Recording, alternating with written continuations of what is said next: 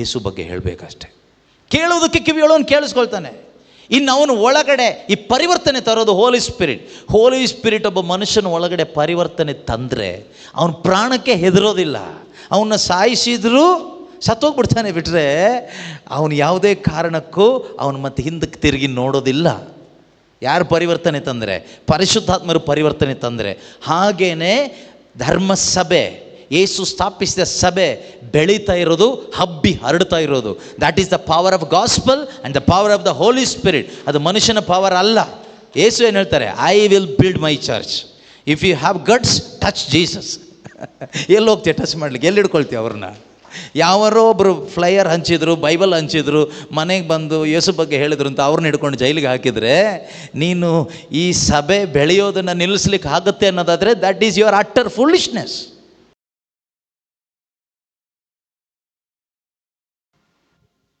What is next? So what is next ಮೈಂಡಿಗೆ ಬರುತ್ತಲ್ವಾ? ಮುಂದೆ ಏನು, ಮುಂದೆ ಹೇಗೆ, ಹೇಗೆ, ಮುಂದೆ ಏನು ಎನ್ನುವಂಥ ಒಂದು ಪ್ರಶ್ನೆ ನಮ್ಮ ಮನಸ್ಸಿಗೆ ಬರುತ್ತೆ. ಈ ಒಂದು ಪ್ರಶ್ನೆ ಯಾರ ಮನಸ್ಸಿಗೆ ಬರುತ್ತೆ ಅಂದರೆ, ನಾನು ಹೇಳ್ತಾ ಇರೋದು ಆಧ್ಯಾತ್ಮಿಕವಾಗಿ ಈ ಪ್ರಶ್ನೆ ಯಾರ ಮನಸ್ಸಿಗೆ ಬರುತ್ತೆ ಅಂದರೆ, ಒಬ್ಬ ಹೊಸ ಜನ್ಮ ಪಡೆದಂತಹ ಅಥವಾ ಹೊಸದಾಗಿ ಹುಟ್ಟಿದ, ಆತ್ಮೀಕವಾಗಿ ಒಂದು ಜನ್ಮ ಪಡೆದ ಒಬ್ಬ ಮನುಷ್ಯನಿಗೆ ಈ ಪ್ರಶ್ನೆ ಬರುತ್ತೆ. ಎಲ್ಲ ಕ್ರೈಸ್ತರಿಗೂ ಈ ಪ್ರಶ್ನೆ ಬರುತ್ತೆ ಅಂದರೆ ಸುಳ್ಳಾಗುತ್ತೆ, ತಪ್ಪಾಗುತ್ತೆ. This question, what is next, this question surely comes to everyone who is born again. ಹೊಸದಾಗಿ ಹುಟ್ಟಿದ, ಪವಿತ್ರಾತ್ಮನನ್ನು ಸ್ವೀಕಾರ ಮಾಡಿದ, ಆತ್ಮದಲ್ಲಿ ರಕ್ಷಣೆ ಹೊಂದಿಕೊಂಡ ಪ್ರತಿಯೊಬ್ಬ ಮನುಷ್ಯನಿಗೂ ಈ ಒಂದು ಪ್ರಶ್ನೆ ಮೈಂಡಿಗೆ ಬರುತ್ತೆ. What is next? ಮುಂದೆ ಏನಪ್ಪ ಅನ್ನುವ ಒಂದು ಆಲೋಚನೆ ಬರುತ್ತೆ. ನಿಮ್ಮಲ್ಲಿ ಎಷ್ಟು ಜನಕ್ಕೆ ಈ ಪ್ರಶ್ನೆ ನಿಮ್ಮ ಮೈಂಡಲ್ಲಿ ಇದೆಯೋ ನೀವು ನಿಜವಾಗಲೂ ಭಾಗ್ಯವಂತರು. ಯಾಕೆ ಅಂದರೆ ನೀವು ಹೊಸದಾಗಿ ಆತ್ಮಿಕವಾಗಿ ಜನಿಸಿದ್ದೀರಿ. ಒಂದು ಮಗು ಹುಟ್ಟಿದ ಮೇಲೆ ಆ ಮಗುವಿಗೆ ಒಂದು ಮೆಚುರಿಟಿ ಎಲ್ಲ ಆದಮೇಲೆ, ಹುಟ್ಟಿದ ತಕ್ಷಣ ಅಲ್ಲ, ಹುಟ್ಟಿ ಒಂದು ಮೆಚುರಿಟಿ ಆದಮೇಲೆ ಈ ಕ್ವಶನ್ ಬರುತ್ತೆ, ವಾಟ್ ಈಸ್ ನೆಕ್ಸ್ಟ್? ಸಾಧಾರಣವಾಗಿ 10th ಎಕ್ಸಾಮ್ ಎಲ್ಲ ಆದಮೇಲೆ ಸ್ಟೂಡೆಂಟ್ಸ್ಗೊಂದು ಪ್ರಶ್ನೆ ಬರುತ್ತೆ, ವಾಟ್ ಈಸ್ ನೆಕ್ಸ್ಟ್? ಯಾವ ಕೋರ್ಸ್ ತಗೋಬೇಕು ಅಲ್ವಾ? ಪೇರೆಂಟ್ಸ್ಗೂ ಪ್ರಶ್ನೆ ಬರುತ್ತೆ, ವಾಟ್ ಈಸ್ ನೆಕ್ಸ್ಟ್, ಮುಂದೆ ಏನು ಮಾಡಬೇಕು ಅಂತ. ಆದರೆ ಜೀವ ಇಲ್ಲದಿರೋರಿಗೆ ಏನೂ ಬರೋದಿಲ್ಲ ಪ್ರಶ್ನೆ ಅಲ್ವಾ? ಸೊ ನಮ್ಮ ಆತ್ಮಿಕ ಜೀವನದಲ್ಲೂ ಅದೇ ರೀತಿಯಲ್ಲಿ ಯಾರೆಲ್ಲ ಆತ್ಮಿಕವಾಗಿ ಒಂದು ನೂತನ ಜನ್ಮವನ್ನು ಪಡ್ಕೊಂಡಿದ್ದಾರೋ ಅವರ ಮನಸ್ಸಿನಲ್ಲಿ ಈ ಒಂದು ಪ್ರಶ್ನೆ ಬಂದಿರುತ್ತೆ, ವಾಟ್ ಈಸ್ ನೆಕ್ಸ್ಟ್?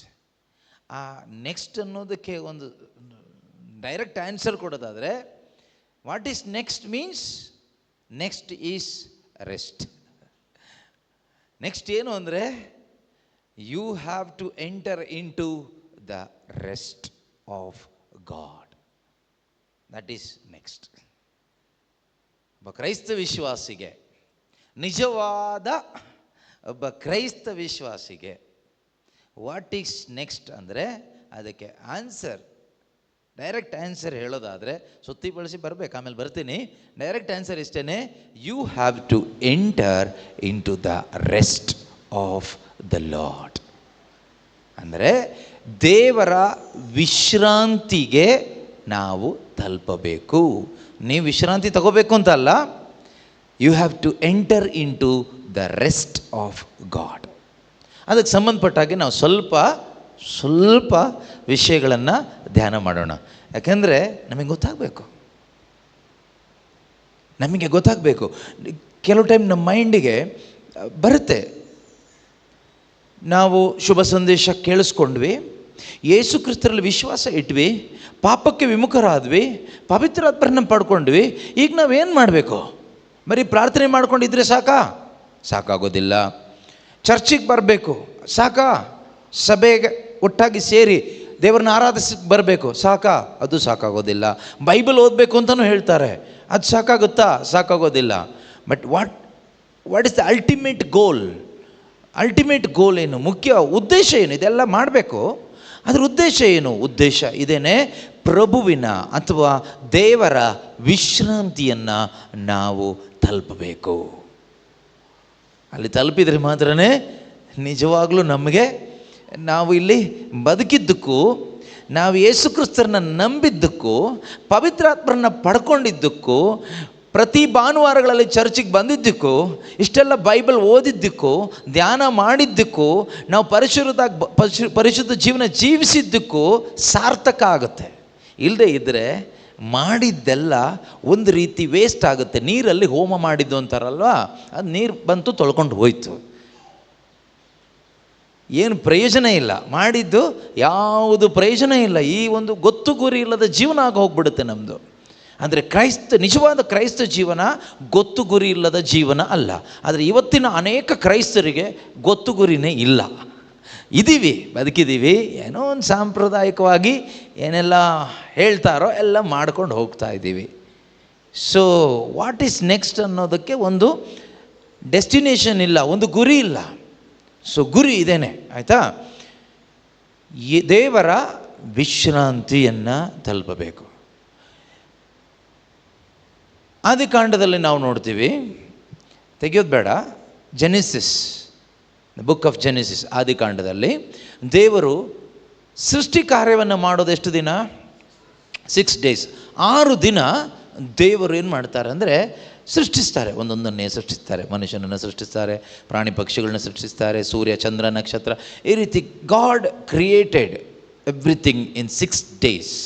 6 ದಿವಸಗಳಲ್ಲಿ, ದೇವರ ಲೆಕ್ಕದಲ್ಲಿ 6 ದಿನ, ಆಯಿತಾ? ಅದು 6,000 ದಿನ ನಮ್ಮ ಲೆಕ್ಕದಲ್ಲಿ ಆಗ್ಬೋದು, ಬೇಡ, ಆ ಕಡೆ ವಿಷಯನೇ ಬೇಡ. 6 ದಿನ ದೇವರು ಸೃಷ್ಟಿ ಕಾರ್ಯವನ್ನು ಮಾಡಿದರು, ಆಯಿತಾ? 6 ದಿನ ಆದಮೇಲೆ 7ನೇ ದಿನ ಏನು ಮಾಡಿದರು ಅಂತ ಬೈಬಲ್ ಹೇಳುತ್ತೆ. 7ನೇ ದಿನ ದೇವರು ವಿಶ್ರಾಂತಿ ತೆಗೆದುಕೊಂಡ್ರು ಅಂತ ಇದೆ. God rested from his work.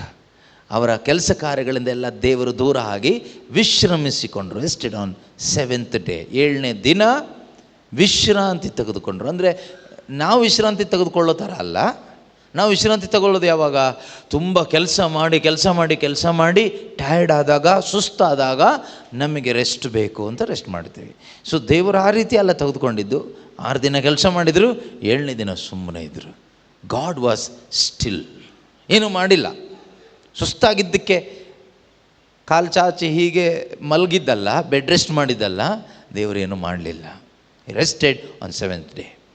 ಅದಾದ ಮೇಲೆ ಅನೇಕ ಸಾವಿರ ವರ್ಷಗಳಾದ ಮೇಲೆ ದೇವರು ಇಸ್ರಾಯೇಲ್ ಜನರನ್ನು ಆರಿಸ್ಕೊಂಡು, ಆ ಇಸ್ರಾಯೇಲ್ ಜನರಿಗೆ ಒಂದು ಲಾ ಕೊಟ್ಟರು, ಒಂದು ನಿಯಮ ಕೊಟ್ಟರು.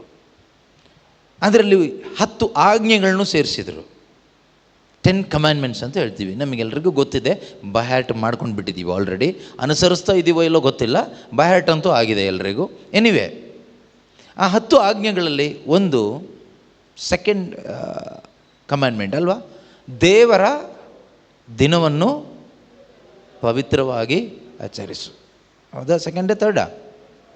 ಯಾವುದೋ ಒಂದು, ಸೆಕೆಂಡು ಥರ್ಡು. 10 ಆಜ್ಞೆಗಳಲ್ಲಿ ಒಂದು ಆಜ್ಞೆ ದೇವರ ದಿನವನ್ನು ಆಚರಿಸು, ಅಂದರೆ ಸಬ್ಬತ್ತನ್ನು ಆಚರಿಸು ಅಂತ ಇದೆ. ಅದಲ್ಲದೆ ಸಬ್ಬತ್ತಿಗೆ ಸಂಬಂಧಪಟ್ಟ ಅನೇಕ ನಿಯಮಗಳನ್ನ ದೇವರು ಕೊಟ್ಟಿದ್ದಾರೆ. ಸಬ್ಬತ್ ವಿಶ್ರಾಂತಿ, ಸಬ್ಬತ್ ದಿನ ಆಚರಣೆ ಮಾಡಬೇಕು. ಈ ಸಬ್ಬತ್ ಆಚರಣೆ ಹೇಗೆ ಮಾಡಬೇಕು ಅಂತಲೂ ದೇವರು ನಿಯಮ ಕೊಟ್ಟಿದ್ದಾರೆ. ಸಬ್ಬತ್ ಅಂದರೆ ಏನು, ಯಾವ ರೀತಿ ಆಚರಿಸ್ಬೇಕು? ಯಹೂದ್ಯರು, ನೀವಲ್ಲ, ನೀವು ಆಚರಿಸೋದು ಬೇಡ. ಈಗ ಆಚರಿಸೋರು ಎಷ್ಟೋ ಜನ ಇದ್ದೀವಿ, ಇರಲಿ ಪರವಾಗಿಲ್ಲ. ನಾವು ಅವರು ಆಚರಿಸಬೇಕಾದ ಸಬ್ಬತ್ ಏನಾಗಿತ್ತು? 6 ದಿನ ನೀವು ಕೆಲಸ ಮಾಡಿ, ಚೆನ್ನಾಗಿ ದುಡಿರಿ. 6 ದಿನ ನೀವೆಲ್ಲ ಕೆಲಸ ಮಾಡಿ, 7ನೇ ದಿನ ನೀವೇನು ಮಾಡಬೇಕು? You have to take rest. ವಿಶ್ರಾಂತಿ ತಗೋಬೇಕು. ಈ ವಿಶ್ರಾಂತಿ ಯಾವ ರೀತಿ ತೆಗೆದುಕೋಬೇಕು ಅಂದರೆ, ದೇವಾಲಯಕ್ಕೆ ಬರಬೇಕು, ಪ್ರಾರ್ಥನೆಗಳು ಮಾಡಬೇಕು, ದೇವರ ಸಾನ್ನಿಧ್ಯದಲ್ಲಿರಬೇಕು. ನೀವು ಏನೂ ಕೆಲಸ ಮಾಡೋಂಗಿಲ್ಲ. ದೇವರು ಎಷ್ಟು ಸ್ಟ್ರಿಕ್ಟ್ ಆ ವಿಷಯದಲ್ಲಿ ಅಂದರೆ, according to Sabbath law, if someone takes a stick, ಒಂದು ಕೋಲ್ ಎತ್ಕೊಂಡ್ರೂ ಕೂಡ, ಏನೋ ಒಂದು ಮೀನು ಫ್ರೈ ಮಾಡಬೇಕು, ಒಂದು ಕೋಲಿಲ್ಲ, ಕಟ್ಟಿಗೆ ಇಲ್ಲ, ಸೌದೆ ಇಲ್ಲ, ಸೊ ನಾನೇನು ಮಾಡ್ತಿದ್ದೀನಿ, ಸೌದೆ ಆರಿಸ್ಲಿಕ್ಕೆ ಬಂದು ಒಂದು 2 ಸೌದೆ ಎತ್ಕೊಂಡು ಹೋಗಿದ್ದೀನಿ. ಬೈಬಲ್ ಪ್ರಕಾರ according to the law of Sabbath ನಿಯಮದ ಪ್ರಕಾರ he must be stoned to death. ಅವನನ್ನು ಏನು ಮಾಡಬೇಕು? ಕಲ್ಲು ಹೊಡೆದು ಸಾಯಿಸಬೇಕು. ಏನು ಎತ್ಕೊಂಡಿದ್ದಕ್ಕೆ? ಪಕ್ಕದ ಮನೆ ಒಂದು ಸೈಟ್ ಹೊಡ್ಕೊಂಡಿದ್ದಕ್ಕಲ್ಲ, ಪಕ್ಕದ ಮನೆ ಒಂದು ಜಮೀನ್ ಮೇಲೆ ಕೇಸ್ ಹಾಕಿ ಇವನು ರಿಜಿಸ್ಟರ್ ಮಾಡ್ಕೊಂಡಿದ್ದಕ್ಕಲ್ಲ, ಕಲ್ಲು ಹೊಡೆದು ಸಾಯಿಸೋದಲ್ಲಿ.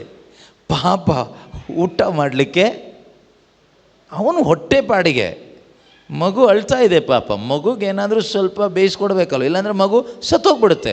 ಮಗು ಪ್ರಾಣ ಉಳಿಸ್ಲಿಕ್ಕೆ ಮನೇಲಿ ವಯಸ್ಸಾದವ್ರು ಇದ್ದಾರೆ ಪಾಪ, ಹೊರಗೆ ಹೋಗ್ಲಿಕ್ಕೆ ಆಗೋದಿಲ್ಲ, ಸೌದೆ ಎಲ್ಲ ಖಾಲಿ ಆಗಿಬಿಟ್ಟಿದೆ. ವಯಸ್ಸಾದವ್ರ ಮೇಲೆ ಕರುಣೆ ತೋರ್ಬೇಕಲ್ವ. ನನಗೆ ಬೇಡ, ನಾನು ಬೇಕಾದ್ರೆ ಫಾಸ್ಟಿಂಗ್ ಇರ್ತೀನಿ. ವಯಸ್ಸಾದ ತಾತ ಇದ್ದಾರೆ, ಯಾವಾಗ ಸಾಯ್ತಾರೋ ಗೊತ್ತಿಲ್ಲ, ಸಾಯೋದಕ್ಕಿಂತ ಮೊದಲು ಒಳ್ಳೆ ಊಟ ಕೊಡಬೇಕಲ್ವ. ಅದಕ್ಕೆ ಸೌದೆ ಆರಿಸ್ಲಿಕ್ಕೆ ಹೋದರೆ ದೇವ್ರು ಹೇಳ್ತಾರೆ ಅವನನ್ನು ಕಲ್ಲು ಹೊಡೆದು ಸಾಯಿಸ್ಬೇಕಂತೆ. God is very serious about Sabbath. ಅದರಿಂದ ಕೆಲವರು ಅದನ್ನು ಸೀರಿಯಸ್ ಆಗಿ ತಗೊಂಡು ಏನೇನೋ ಮಾಡ್ತಾರೆ. ನೀವೇನೇನೋ ಮಾಡಿ ಏನು ಪ್ರಯೋಜನ ಇಲ್ಲ. ಅದಕ್ಕೆ ಅರ್ಥ ಇದೆ. ದೇವರು ಅಷ್ಟು ಕೆಟ್ಟವರು ಅಥವಾ ಕ್ರೂರಿ ಅಂತ ಏನಲ್ಲ. 7 ದಿನ ನಿಮಗೆ ಏನೇನು ಬೇಕೆಲ್ಲ ಕೂಡಿಸಿಟ್ಕೊಳ್ಳಿ. ಸೌದೆ ಬೇಕಾದರೆ ಸೌದೆ, ನೀರು ಬೇಕಾದರೆ ನೀರು, ಏನು ಕೆಲಸ ಮಾಡ್ತಿರೋ 7 ದಿನ ಮಾಡಿ, 6 ದಿನ ಮಾಡಿ. ಆದರೆ 7ನೇ ದಿನ ದೇವರ ಜೊತೆಯಲ್ಲಿರಬೇಕು.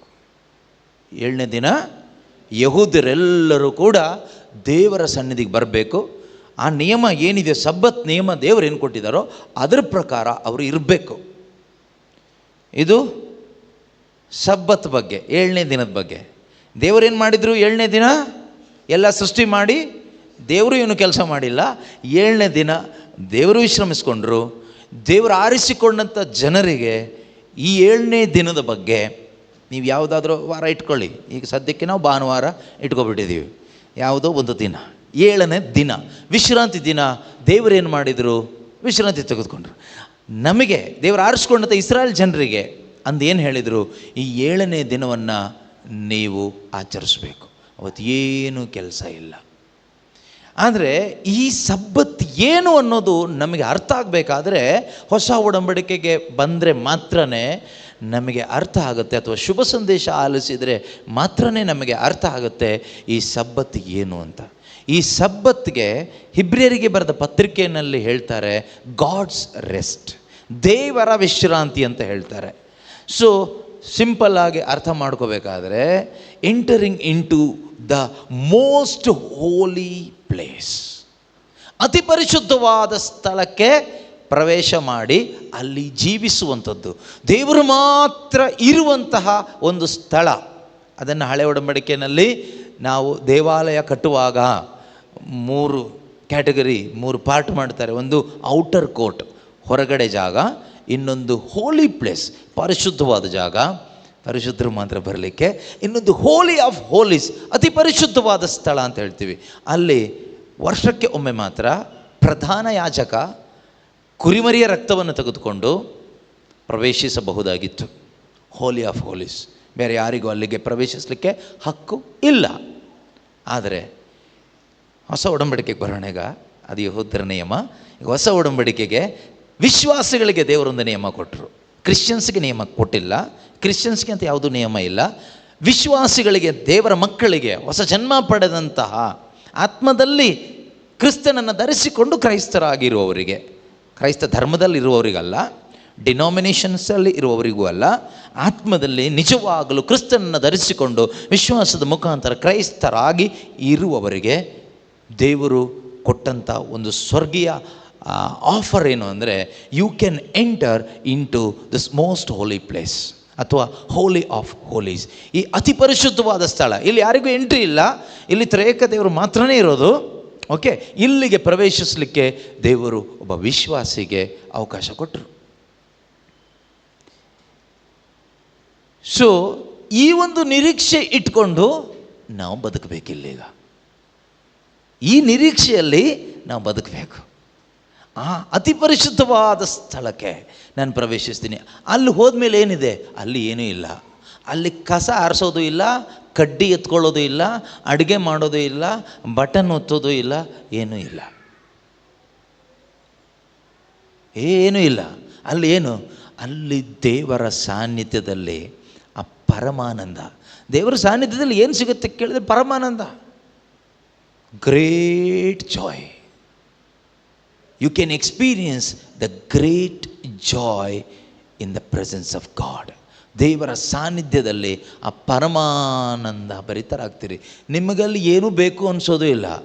No hallelujah, no praise the Lord, nothing. ಇದು ಎಲ್ಲಿವರೆಗೆ? ನಿರಂತರ. ಒಂದು ದಿನ ಅಲ್ಲ, 2 ದಿನ ಅಲ್ಲ, ನಿರಂತರವಾಗಿ.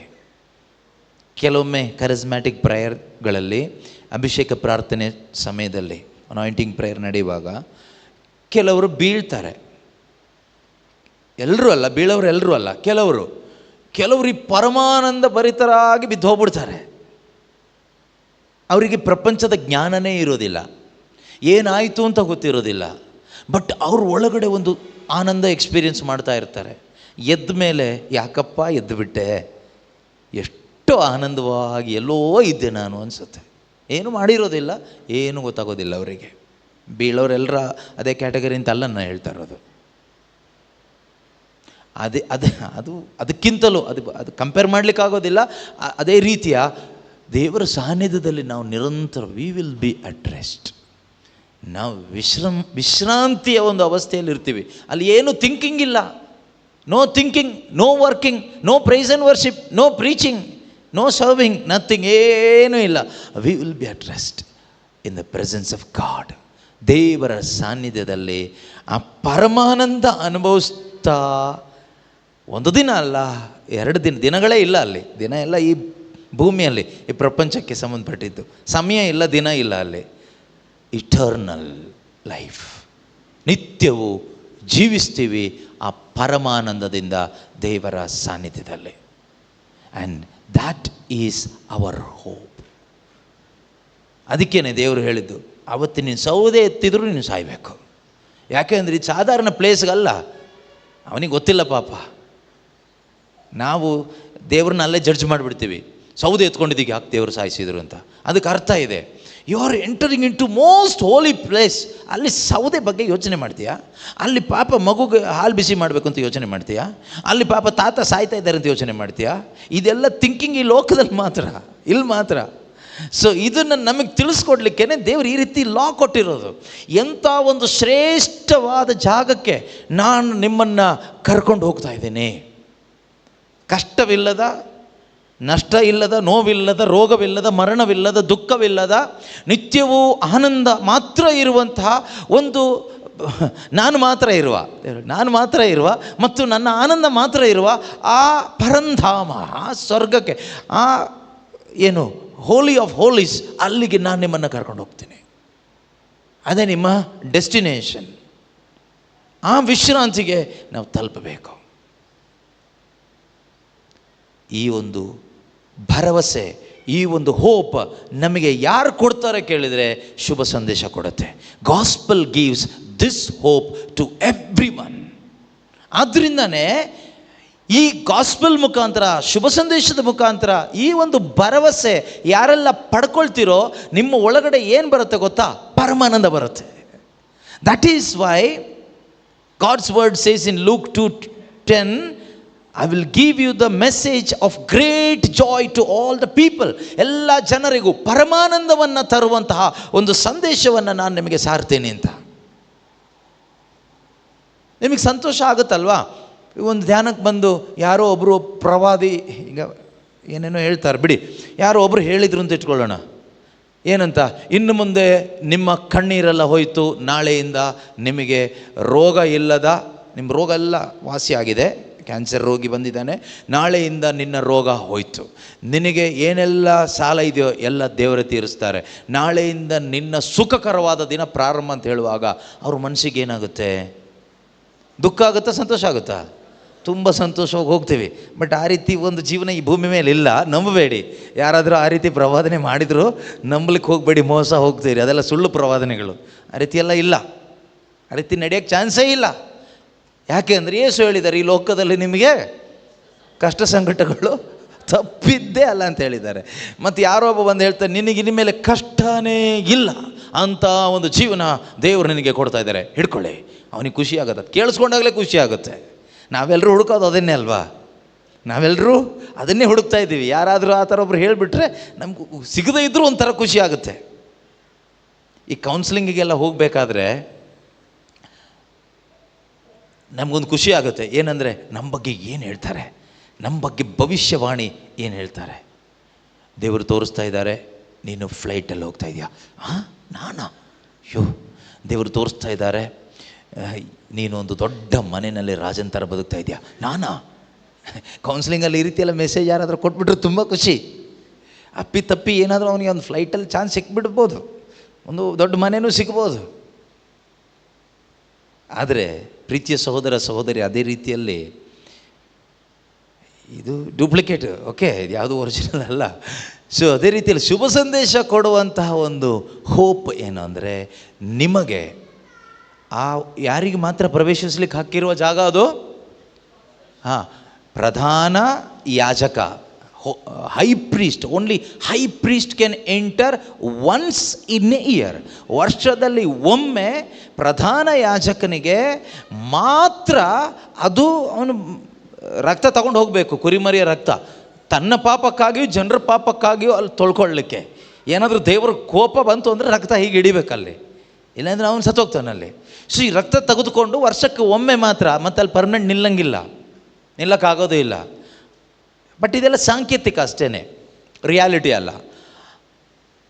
ಆದರೆ ಅಂಥ ಜಾಗಕ್ಕೆ ಅದು ಈ ಭೂಮಿಗೆ ಸಂಬಂಧಪಟ್ಟಿದ್ದು. ಆದರೆ ಇದು ಸ್ವರ್ಗವನ್ನು ಸೂಚಿಸ್ತದೆ. ದೇವರು ವಾಸ ಮಾಡುವ ಗಾಡ್ಸ್ ರೆಸ್ಟ್ ಅಂತ ಹೇಳಿದ್ನಲ್ಲ, ದೇವರ ವಿಶ್ರಾಂತಿ, ಆ ಸ್ವರ್ಗವನ್ನು ಸೂಚಿಸ್ತದೆ. ಅಲ್ಲಿಗೆ ಪ್ರವೇಶಿಸಲಿಕ್ಕಾಗಿ ಜೀವಿಸಲಿಕ್ಕೆ ಬೇಕಾದ ಒಂದು ಹೋಪ, ಒಂದು ನಿರೀಕ್ಷೆ ನಮಗೆ ದೇವರ ವಾಕ್ಯ ಕೊಡ್ತದೆ, ಶುಭ ಸಂದೇಶ ಕೊಡ್ತದೆ. ದೇವರು ಯಾರನ್ನು ಎಳ್ಕೊಂಡು ಹೋಗಲ್ಲ ಒಳಗಡೆಗೆ, ಆಯಿತಾ? ಯಾರನ್ನು ಎಳ್ಕೊಂಡು ಹೋಗಿ ಸೇರಿಸೋದಿಲ್ಲ. ನೀನು ಹೋಗಬೇಕು. You have to enter into God's rest. ನೀನು ಅಲ್ಲಿಗೆ ತಲುಪಬೇಕು. ನೀನು ಅಂದರೆ ಯಾರು ಗೊತ್ತಾ? ಹೊಸದಾಗಿ ಹುಟ್ಟಿರುವ ನೀನು. ಎಲ್ರಿಗೂ ತಲುಪಲಿಕ್ಕೆ ಆಗೋದಿಲ್ಲ. Dead in spirit cannot enter there. ಸತ್ತಿದ್ದು ಯಾವುದು ಅಲ್ಲಿಗೆ ಪ್ರವೇಶಿಸ್ಲಿಕ್ಕೆ ಆಗೋದಿಲ್ಲ. ಜೀವ ಇರುವ ನಿನಗೂ ನನಗೂ ಈ ಚಾನ್ಸ್ ದೇವರು ಕೊಟ್ಟಿದ್ದಾರೆ. Praise the Lord, hallelujah. ಏನಾದರೂ ಸ್ವಲ್ಪ ಅರ್ಥ ಆಯ್ತಾ? ಇದು ನಮಗೆ ಸ್ವಲ್ಪ ಅರ್ಥ ಆದ್ರೇ ಸಾಕೀಗ ಸದ್ಯಕ್ಕೆ. ಪೂರ್ತಿ ಅರ್ಥ ಆಗಲಿಕ್ಕೆ ಇನ್ನೂ ಟೈಮ್ ತಗೊಳ್ಳುತ್ತೆ. ಯಾಕೆಂದರೆ ನಮ್ಮ ತಲೆ ಒಳಗಡೆ ಬೇಡದೇ ಇರೋ ತುಂಬ ತುಂಬಿಸ್ಬಿಟ್ಟಿದ್ದೀವಲ್ಲ. ಆವಾಗ ಈ ನಿಜವಾದ ಈ ಒಂದು ಸತ್ಯ ನಮಗೆ ಅಷ್ಟು ಸುಲಭಕ್ಕೆ ತಲೆಗೆ ಪೂರ್ತಿ ಹೋಗಲ್ಲ. ಇದು ಹೋಗದೇ ಇದ್ದರೆ ನಮಗೆ ದೊಡ್ಡ ನಷ್ಟನೇ ಇದೆ, ದೊಡ್ಡ ನಷ್ಟ. ಓಕೆ, ಸೊ ಹಿಬ್ರಿಯರಿಗೆ ಬರೆದ ಪತ್ರಿಕೆ ಓಪನ್ ಮಾಡೋಣ. ಹೀಬ್ರೂಸ್ ಚಾಪ್ಟರ್ 4, 4ನೇ ಅಧ್ಯಾಯ. ಹಿಬ್ರಿಯರಿಗೆ ಬರೆದ ಪತ್ರಿಕೆ. ಸ್ವಲ್ಪ ಬೈಬಲ್ ತಂದವರೆಲ್ಲ ಓಪನ್ ಮಾಡಿ, ತರದೇ ಇದ್ದವರೆಲ್ಲ ಬರ್ಕೊಳ್ಳಿ. ಇನ್ನು ನಮಗೆ ಇದಕ್ಕೂ ಸಂಬಂಧ ಇಲ್ಲದೆ ಇರೋರು ಹಾಗೆ ಕೂತ್ಕೊಳ್ಳಿ, ಏನು ತೊಂದರೆ ಇಲ್ಲ. 1ರಿಂದ ಓದೋಣ. ದೇವರು ತಮ್ಮ ವಿಶ್ರಾಂತಿಯ ನೆಲೆಯನ್ನು ನೀಡುವುದಾಗಿ, ದೇವರು ತಮ್ಮ ವಿಶ್ರಾಂತಿಯ ನೆಲೆಯನ್ನು ನೀಡುವುದಾಗಿ ಮಾಡಿದ ವಾಗ್ದಾನ ಇನ್ನೂ ರದ್ದಾಗದೆ ಉಳಿದಿದೆ. ಮಾಡಿದ ವಾಗ್ದಾನ ಇನ್ನೂ ರದ್ದಾಗದೆ ಉಳಿದಿದೆ. ಇದು ಯಾರಿಗೆ ವಾಗ್ದಾನ ಮಾಡಿದರು ಹೇಳಿ? ಅಲ್ಲಲ್ಲ, ಈ ವಾಗ್ದಾನ ದೇವರು ಯಾರಿಗೆ ಮಾಡಿದರು? ಯಾರಿಗೆ ಮಾಡಿದರು ಅಂದರೆ ಇಸ್ರಾಯೇಲ್ ಜನರಿಗೆ. ದೇವರು ಆರಿಸಿಕೊಂಡ ಇಸ್ರಾಯೇಲ್ ಜನರಿಗೆ ಈ ವಾಗ್ದಾನ ಮಾಡಿದ್ರು. ಆದರೆ ದೇವರ ಈ ವಾಗ್ದಾನವನ್ನು ಅವ್ರು ಪಡ್ಕೊಳ್ಳಿಲ್ಲ. ಇಸ್ರಾಯೇಲ್ ಜನರು ಪಡ್ಕೊಳ್ಳಿಲ್ಲ. ಆದ್ದರಿಂದ ವಾಗ್ದಾನ ಈಗ ಪೆಂಡಿಂಗಲ್ಲಿ ಹಾಗೆ ಇದೆ. ಅದಾದ ನಂತರ, ದಾವೀದನ ನಂತರ ಆ ವಾಗ್ದಾನ ಮತ್ತೆ ದೇವರು ಎತ್ತಿ ಹೇಳಿದರು, ಪಡ್ಕೊಳ್ಳಿಲ್ಲ. ಈಗ ಹೊಸ ಒಡಂಬಡಿಕೆಯ ನಂತರ ಪರಿಶುದ್ಧಾತ್ಮರು ಪ್ರೇಷಿತರ ಮುಖಾಂತರ ಮತ್ತೆ ರಿಮೈಂಡ್ ಮಾಡ್ತಾ ಇದ್ದಾರೆ, ಆ ವಾಗ್ದಾನ ರದ್ದಾಗದೆ ಉಳಿದಿದೆ. Reserved, still it is there. Finish ಆಗಿಲ್ಲ, ಎಲ್ಲ ಬಂದು ಸೇರ್ಕೊಂಡಿಲ್ಲ, ಇನ್ನೂ ವಾಗ್ದಾನ ಇದೆ. ನಿನಗೆ ವಾಗ್ದಾನ ಇದೆ. You are a person with a promise. If you are a true believer, you are a person with a great promise.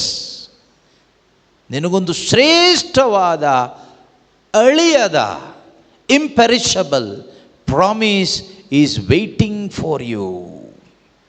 ಯಾವುದು ಗೊತ್ತಾ? Enter into God's rest.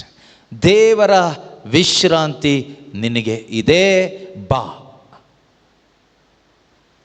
ಸಬ್ಬತ್ತೆಂಬ ವಿಶ್ರಾಂತಿ, ದೇವ ಜನರಿಗಾಗಿ ಮೀಸಲಾಗಿಟ್ಟಿರುವ ಸಬ್ಬತ್ ಎಂಬ ನಿಜವಾದ ಸಬ್ಬತ್ ವಿಶ್ರಾಂತಿ ಇದೆ.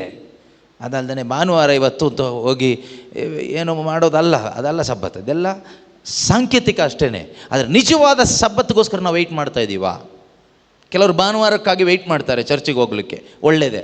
ಭಾನುವಾರ ಇವತ್ತೆಲ್ಲ ಫ್ರೀ ಆಗಿ ಪ್ರಾರ್ಥನೆಯಲ್ಲಿ ಇರಬೇಕು, ಒಳ್ಳೆಯದೇ. ಯಾಕಿರಬೇಕು ಅಂದರೆ ನಿನಗೆ ಈ ನಿರೀಕ್ಷೆ ಇದ್ದರೆ ಇದು ಮಾಡೋದು ಓಕೆ. ಈ ನಿರೀಕ್ಷೆನೇ ಇಲ್ಲದೆ ನೀನು ಮಾಡೋದಾದರೆ ಪ್ರಯೋಜನ ಇಲ್ಲ. ಇವತ್ತು ನಾವು ಮಾಡ್ತಾ ಇರೋದು ಈ ನಿರೀಕ್ಷೆ ಇಟ್ಕೊಂಡು ಮಾಡ್ತಾ ಇದ್ದೀವ.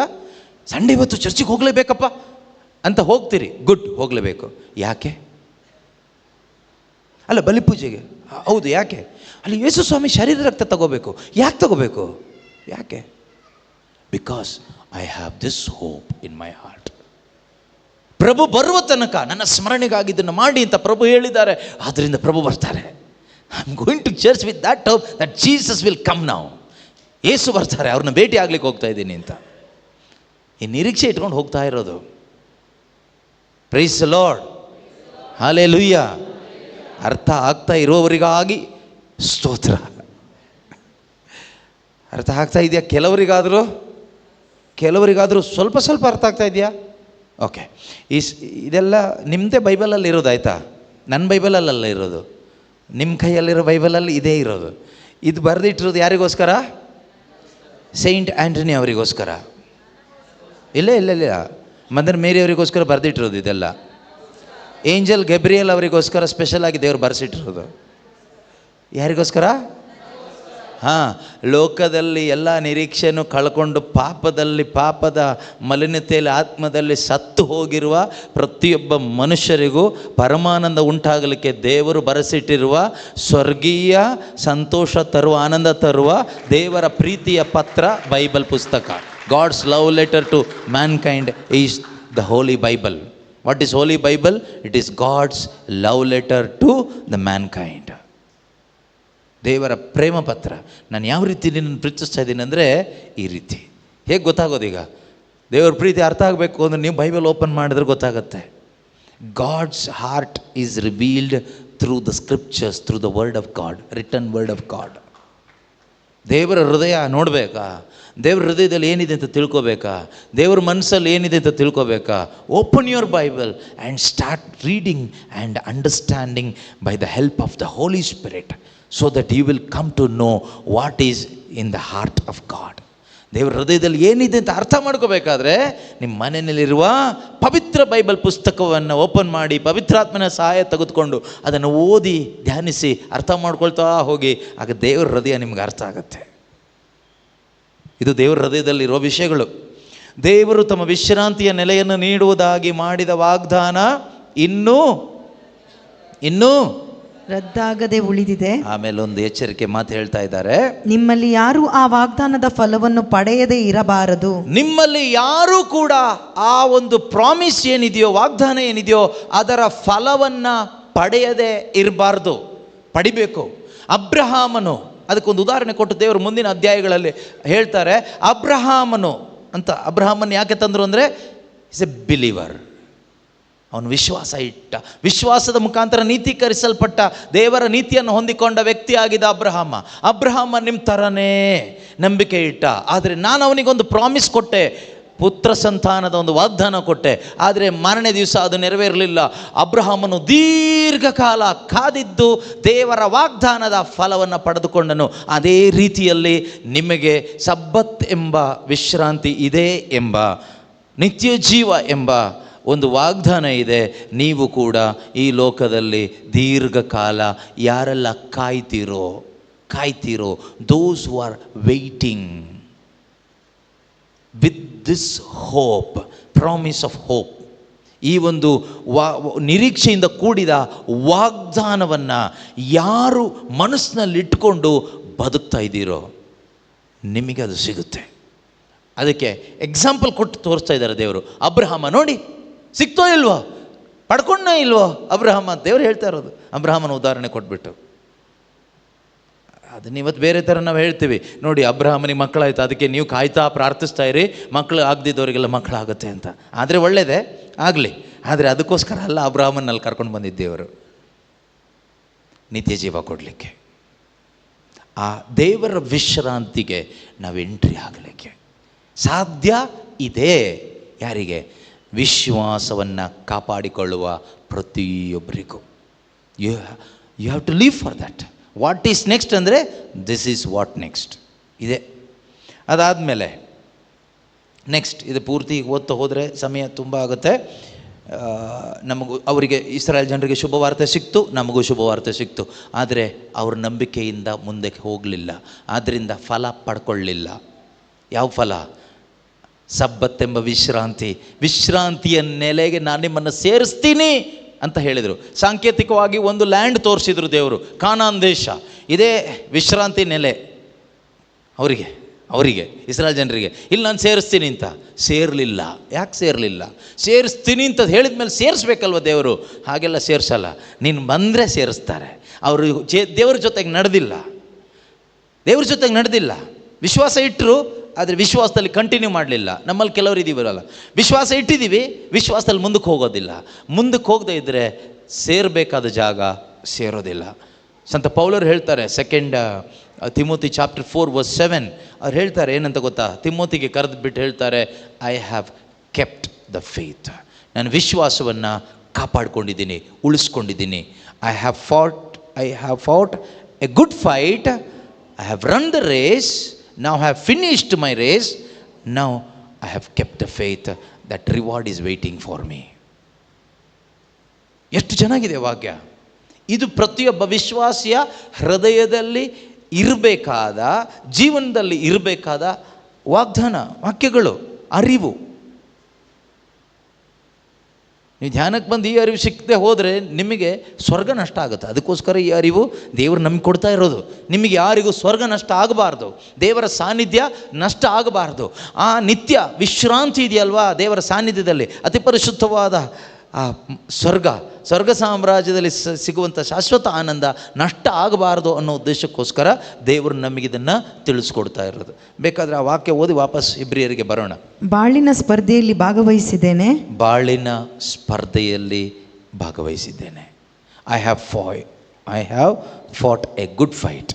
ನಾನು ಒಳ್ಳೆಯ ಒಂದು ಯುದ್ಧ ಮಾಡಿದ್ದೀನಿ, ಒಳ್ಳೆಯ ಒಂದು ಓಟ ಓಡಿದ್ದೀನಿ ಅಂತ ಹೇಳ್ತಾರೆ. ನನ್ನ ಓಟವನ್ನು ಮುಗಿಸಿದ್ದೇನೆ. ನನ್ನ ಓಟವನ್ನು I have finished my fight or race. ನನ್ನ ಓಟವನ್ನು ಮುಗಿಸಿದ್ದೇನೆ, ವಿಶ್ವಾಸವನ್ನು ಕಾಪಾಡಿಕೊಂಡಿದ್ದೇನೆ. ಲಾಸ್ಟಿಗೆ ಅವನು ಹೇಳ್ತಾರೆ, ಏನು ಕಾಪಾಡ್ಕೊಂಡಿದ್ದೀನಿ? ವಿಶ್ವಾಸದ ಓಟ ಇದೇನು ಬೇರೆ ಓಟ ಅಲ್ಲ. ಪ್ರತಿಯೊಬ್ಬ ಕ್ರೈಸ್ತ ವಿಶ್ವಾಸಿಗೆ ಅಥವಾ ತಂದೆ ತಾಯಿ, ನೀವು ಸಾಯೋಕ್ಕಿಂತ ಮೊದಲು ಮಕ್ಕಳನ್ನ ಕರೆದು ಮಕ್ಕಳಿಗೆ ಹೇಳಲಿಕ್ಕೆ ನಿಮಗೆ ಸಾಧ್ಯ ಆಗದೇ ಇದ್ದರೆ ನೀವು ನಿಜವಾಗಲೂ ನಿರ್ಭಾಗ್ಯರು. ಅಪ್ಪ ಅಮ್ಮ ಮಕ್ಕಳಿಗೆ ನೀವು ಒಂದು ವೇಳೆ ಸಾಯ್ತೀನಿ ಅಂತ ಗೊತ್ತಾದರೆ, ಏನಾದರೂ ಸಿಂಪ್ಟಮ್ ಕಾಣಿಸಿದರೆ ಕರೆದುಬಿಟ್ಟು ಹೇಳಬೇಕು ಮಕ್ಕಳಿಗೂ ಮೊಮ್ಮಕ್ಕಳಿಗೂ. ಏನಂತ? ಮಕ್ಕಳೇ, ಏನಂತ? ನನ್ನ ಬಾಳಿನ ಸ್ಪರ್ಧೆಯಲ್ಲಿ ಭಾಗವಹಿಸಿದ್ದೇನೆ. ಓಕೆ, ವಿಶ್ವಾಸ ಕಾಪಾಡ್ಕೊಂಡಿದ್ದೀನಿ. ನೀವು ಕಾಪಾಡ್ಕೋಬೇಕು. ನೀವು ಸ್ಪರ್ಧೆಯಲ್ಲಿ ಭಾಗವಹಿಸಬೇಕು, ಓಟ ಪೂರ್ತಿ ಓಡಬೇಕು, ವಿಶ್ವಾಸವನ್ನು ಕಾಪಾಡ್ಕೋಬೇಕು.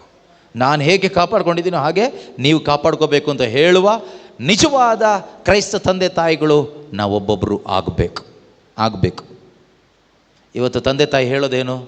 ಮಕ್ಕಳೇ, ನಾವೆಷ್ಟು ಕಷ್ಟಪಟ್ಟು, ಎಷ್ಟು ಸುಳ್ಳು ಹೇಳಿ, ಎಷ್ಟು ಜನರು ತಲೆ ಒಡೆದು, ನಿಮಗೆ ಗೊತ್ತಿಲ್ಲದ ಹಾಗೆ ನಾವು ರಿಜಿಸ್ಟರ್ ಮಾಡ್ಕೊಂಡಿದ್ದೀವಿ ಈ ಪ್ರಾಪರ್ಟಿಯನ್ನು, ಈ ಆಸ್ತಿಯನ್ನು. ಯಾವುದೇ ಕಾರಣಕ್ಕೂ ಯಾರಿಗೂ ಬಿಟ್ಟುಕೊಡಬಾರ್ದು, ಉಳಿಸ್ಕೋಬೇಕು ಎಂದು ಹೇಳುವ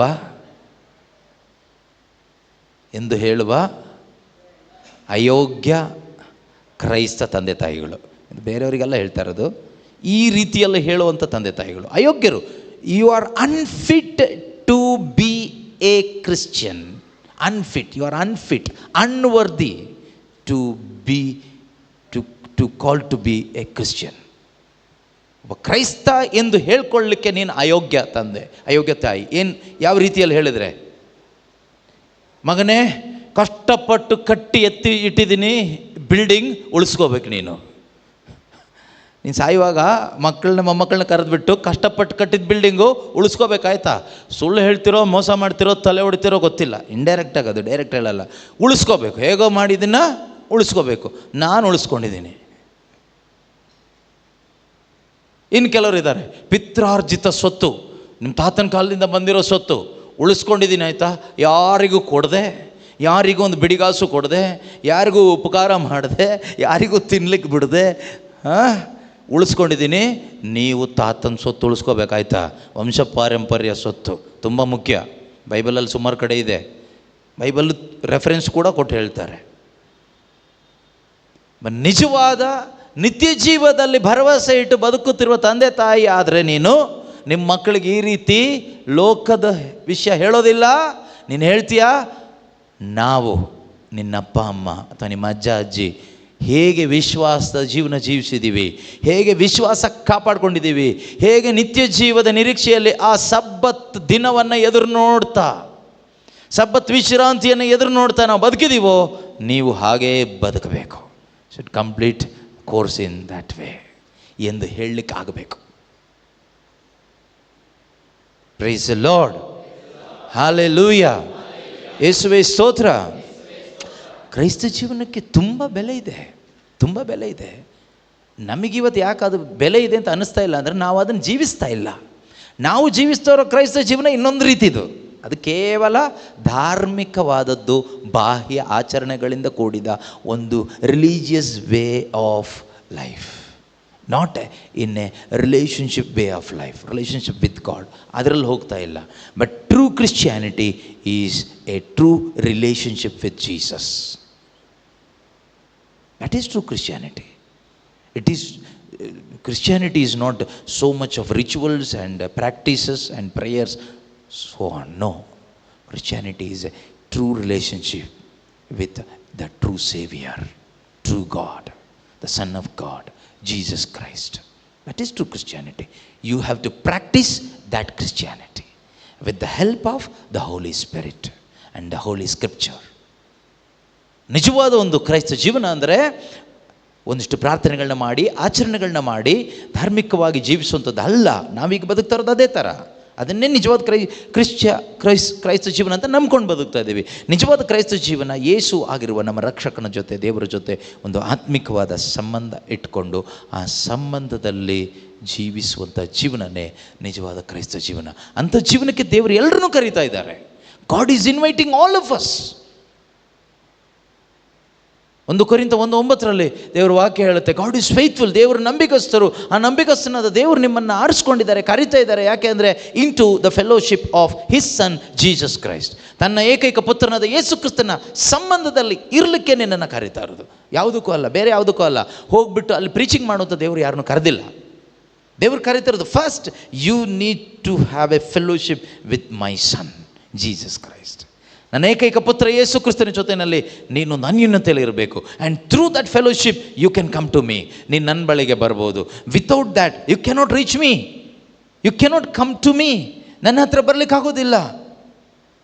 ಏನು ಪ್ರಯೋಜನ ಪ್ರಿಯರೇ? ನಾವು ಈ ಲೋಕದಲ್ಲಿ ಬದುಕಿ ಪ್ರಾರ್ಥನೆ ಮಾಡಿ, ಹಲ್ಲೆಲೂಯಾ ಹೇಳಿ, ಧ್ಯಾನ ನಡೆಸಿ, ಬೋಧನೆ ಮಾಡಿ ಎಲ್ಲ ಮಾಡಿದ್ವಿ ಅಂತ ಒಂದು ಸಾಧನೆ ಪುಸ್ತಕದಲ್ಲಿ ಬರೆದಿಟ್ಟು ಲಾಸ್ಟಿಗೆ ತಲುಪಬೇಕಾದ ಸ್ಥಳ, ಆ ವಿಶ್ರಾಂತಿಯ ಸ್ಥಳಕ್ಕೆ, ದೇವರು ವಾಗ್ದಾನ ಮಾಡಿದಂತಹ ಆ ಸಬ್ಬತ್, ಸ್ವರ್ಗೀಯ ಸಬ್ಬತ್ಗೆ, ಆ ಹೋಲಿ ಆಫ್ ಹೋಲಿಸ್, ಅತಿ ಪರಿಶುದ್ಧವಾದ ಸ್ಥಳಕ್ಕೆ ನಾನು ಹೋಗದೇ ಇದ್ದರೆ ನಾನು ಇಲ್ಲಿ ಮಾಡಿದ್ದೆಲ್ಲ ವೇಸ್ಟ್ ಆಯ್ತಲ್ವ? ನಿಮ್ಮಲ್ಲಿ ಯಾರು ಕೂಡ, ಅದಕ್ಕೆ ವಾಕ್ಯ ಹೇಳೋದು, ನಿಮ್ಮಲ್ಲಿ ಯಾರು ಕೂಡ ಏನು ಮಾಡಬಾರದಂತೆ? ಆ ವಾಗ್ದಾನದ ಫಲವನ್ನು ಪಡೆಯದೇ ಇರಬಾರದು. ಆದ್ದರಿಂದ ಭಯಭಕ್ತಿ ತೃಪ್ತಿಯಿಂದ ಬಾಳೋಣ. Therefore, while the promise of entering his rest is still open, let us take care that none of you should seem to have failed to reach it or enter it. Praise the Lord. ಎಚ್ಚರಿಕೆಯಿಂದ ಬದುಕಬೇಕು. ಈಗ ನಾವು ನಮ್ಮ ಮುಂದಿನ ಪ್ರಯಾಣ ಇದೆಯಲ್ವ, ಆತ್ಮಿಕ ಜೀವನ, ಈ ಎಚ್ಚರಿಕೆಯಲ್ಲಿ ಇದನ್ನು ಮೈಂಡಲ್ಲಿ ಇಟ್ಕೊಂಡು ಬದುಕಬೇಕು. ಬೇರೆ ಏನು ಬೇಡ ಮೈಂಡಲ್ಲಿ. ನಾಳೆ ಬಗ್ಗೆ ಚಿಂತೆನೂ ಬೇಡ, ಮಕ್ಕಳ ಬಗ್ಗೆ ಚಿಂತೆನೂ ಬೇಡ, ಯಾರ ಬಗ್ಗೆ ಚಿಂತೆನೂ ಬೇಡ, ಯಾವ ಫ್ಯೂಚರ್ ಬಗ್ಗೆನೂ ಚಿಂತೆ ಬೇಕಾಗಿಲ್ಲ. ನಮ್ಮ ಮೈಂಡಲ್ಲಿ ಇರಬೇಕಾಗಿದ್ದು ಒಂದೇ ಒಂದು, ಆ ವಿಶ್ರಾಂತಿಯನ್ನು ನಾನು ತಲುಪಬೇಕು. ದೇವರ ವಿಶ್ರಾಂತಿಯನ್ನು ನಾನು ಅನುಭವಿಸಬೇಕು.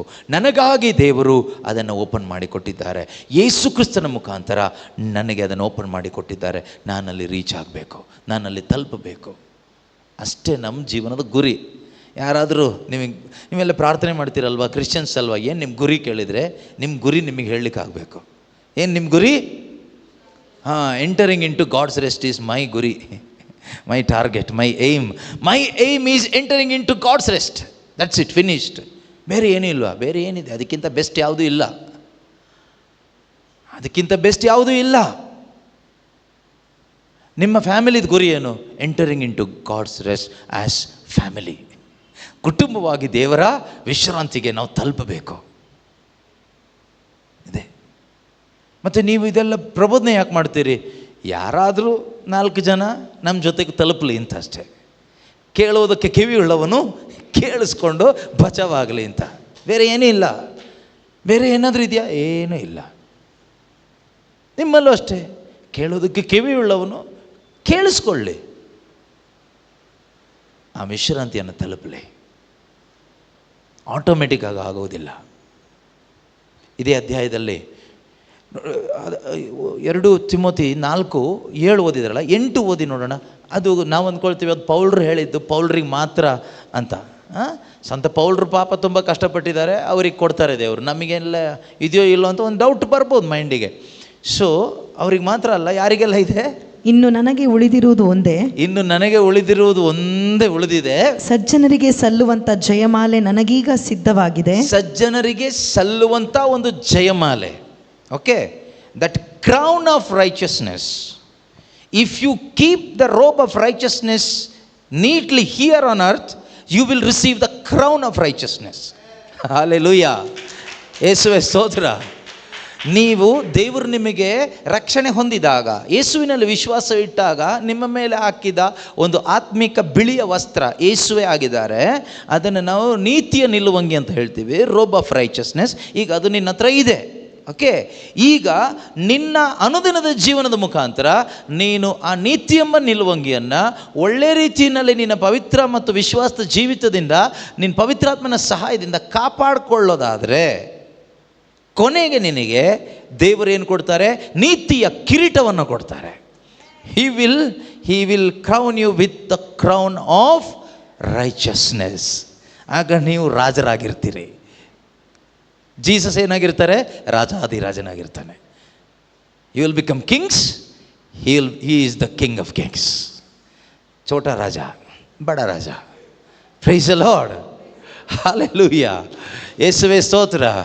ಅದರಿಂದ ಇಲ್ಲಿ ಏನೇನು ಕಿರೀಟಕ್ಕೆ ಹುಡುಕ್ತಾ ಇದ್ದೀರೋ, ಫೈಟ್ ಮಾಡ್ತಾ ಇದ್ದೀರೋ, ನಿಮಗೆ ವಿಶ್ವಾಸನೇ ಇಲ್ಲ ನನಗೊಂದು ಯಾರ ಕೈಲಿ ಎತ್ತಲಿಕ್ಕೆ ಆಗದೆ ಇರೋ ಒಂದು ಕಿರೀಟ ದೇವರು ಕೊಡ್ತಾರೆ ಅಂತ. ಇಲ್ಲಿನ ಕಿರೀಟಗಳೆಲ್ಲ ಹಾರೋಗುತ್ತೆ, ಆದರೆ ದೇವರಿಡೋ ಕಿರೀಟ ಹಾರಿಸ್ಲಿಕ್ಕೆ ಯಾರಿಗೂ ಆಗೋದಿಲ್ಲ. ನಮಗಿಲ್ಲೇ ಸಾಕು ಅನ್ನೋರಿಗೆ ಇಲ್ಲೇ ತಗೊಳ್ಳಿ, ಯಾರಿಗೂ ಒತ್ತಾಯ ಇಲ್ಲ, ಯಾರನ್ನೂ ಬಲಾತ್ಕಾರ ಮಾಡೋದೂ ಇಲ್ಲ ಈ ವಿಷಯದಲ್ಲಿ. ಮೊನ್ನೆ ನ್ಯೂಸಲ್ಲೆಲ್ಲ ಬರ್ತಾಯಿತ್ತು, ಅಲ್ಲೆಲ್ಲೋ ಹೋಗಿ ಯಾರೋ ಕ್ರೈಸ್ತ ಮಿಷನರಿಗಳು ಯಾವುದೋ ಊರಲ್ಲಿ ಯಾರನ್ನೋ ಬಲಾತ್ಕಾರ ಮಾಡಿ ಕನ್ವರ್ಟ್ ಮಾಡಿದರು ಅಂತ. ಕನ್ವರ್ಟ್ ಎಲ್ಲ ಮಾಡ್ಬೋದು, ಅದೆಲ್ಲ ಬಲಾತ್ಕಾರ ಮಾಡ್ಬೋದು, ಅದು ಪ್ರಯೋಜನ ಇಲ್ಲದೇ ಇರೋ ಕೆಲಸ, ಸುಮ್ಮನೆ ಅಜ್ಞಾನದಲ್ಲಿ ಮಾಡೋ ಕೆಲಸ. ಈ ಕನ್ವರ್ಟ್ ಮಾಡೋದೇ ವೇಸ್ಟ್ ಕೆಲಸ ಅಂತಲೇ ಹೇಳ್ಬೋದು, ಯೂಸ್ಲೆಸ್. ಯೇಸು ಬಗ್ಗೆ ಹೇಳಬೇಕಷ್ಟೆ. ಕೇಳೋದಕ್ಕೆ ಕಿವಿಯೊಳವನು ಕೇಳಿಸ್ಕೊಳ್ತಾನೆ.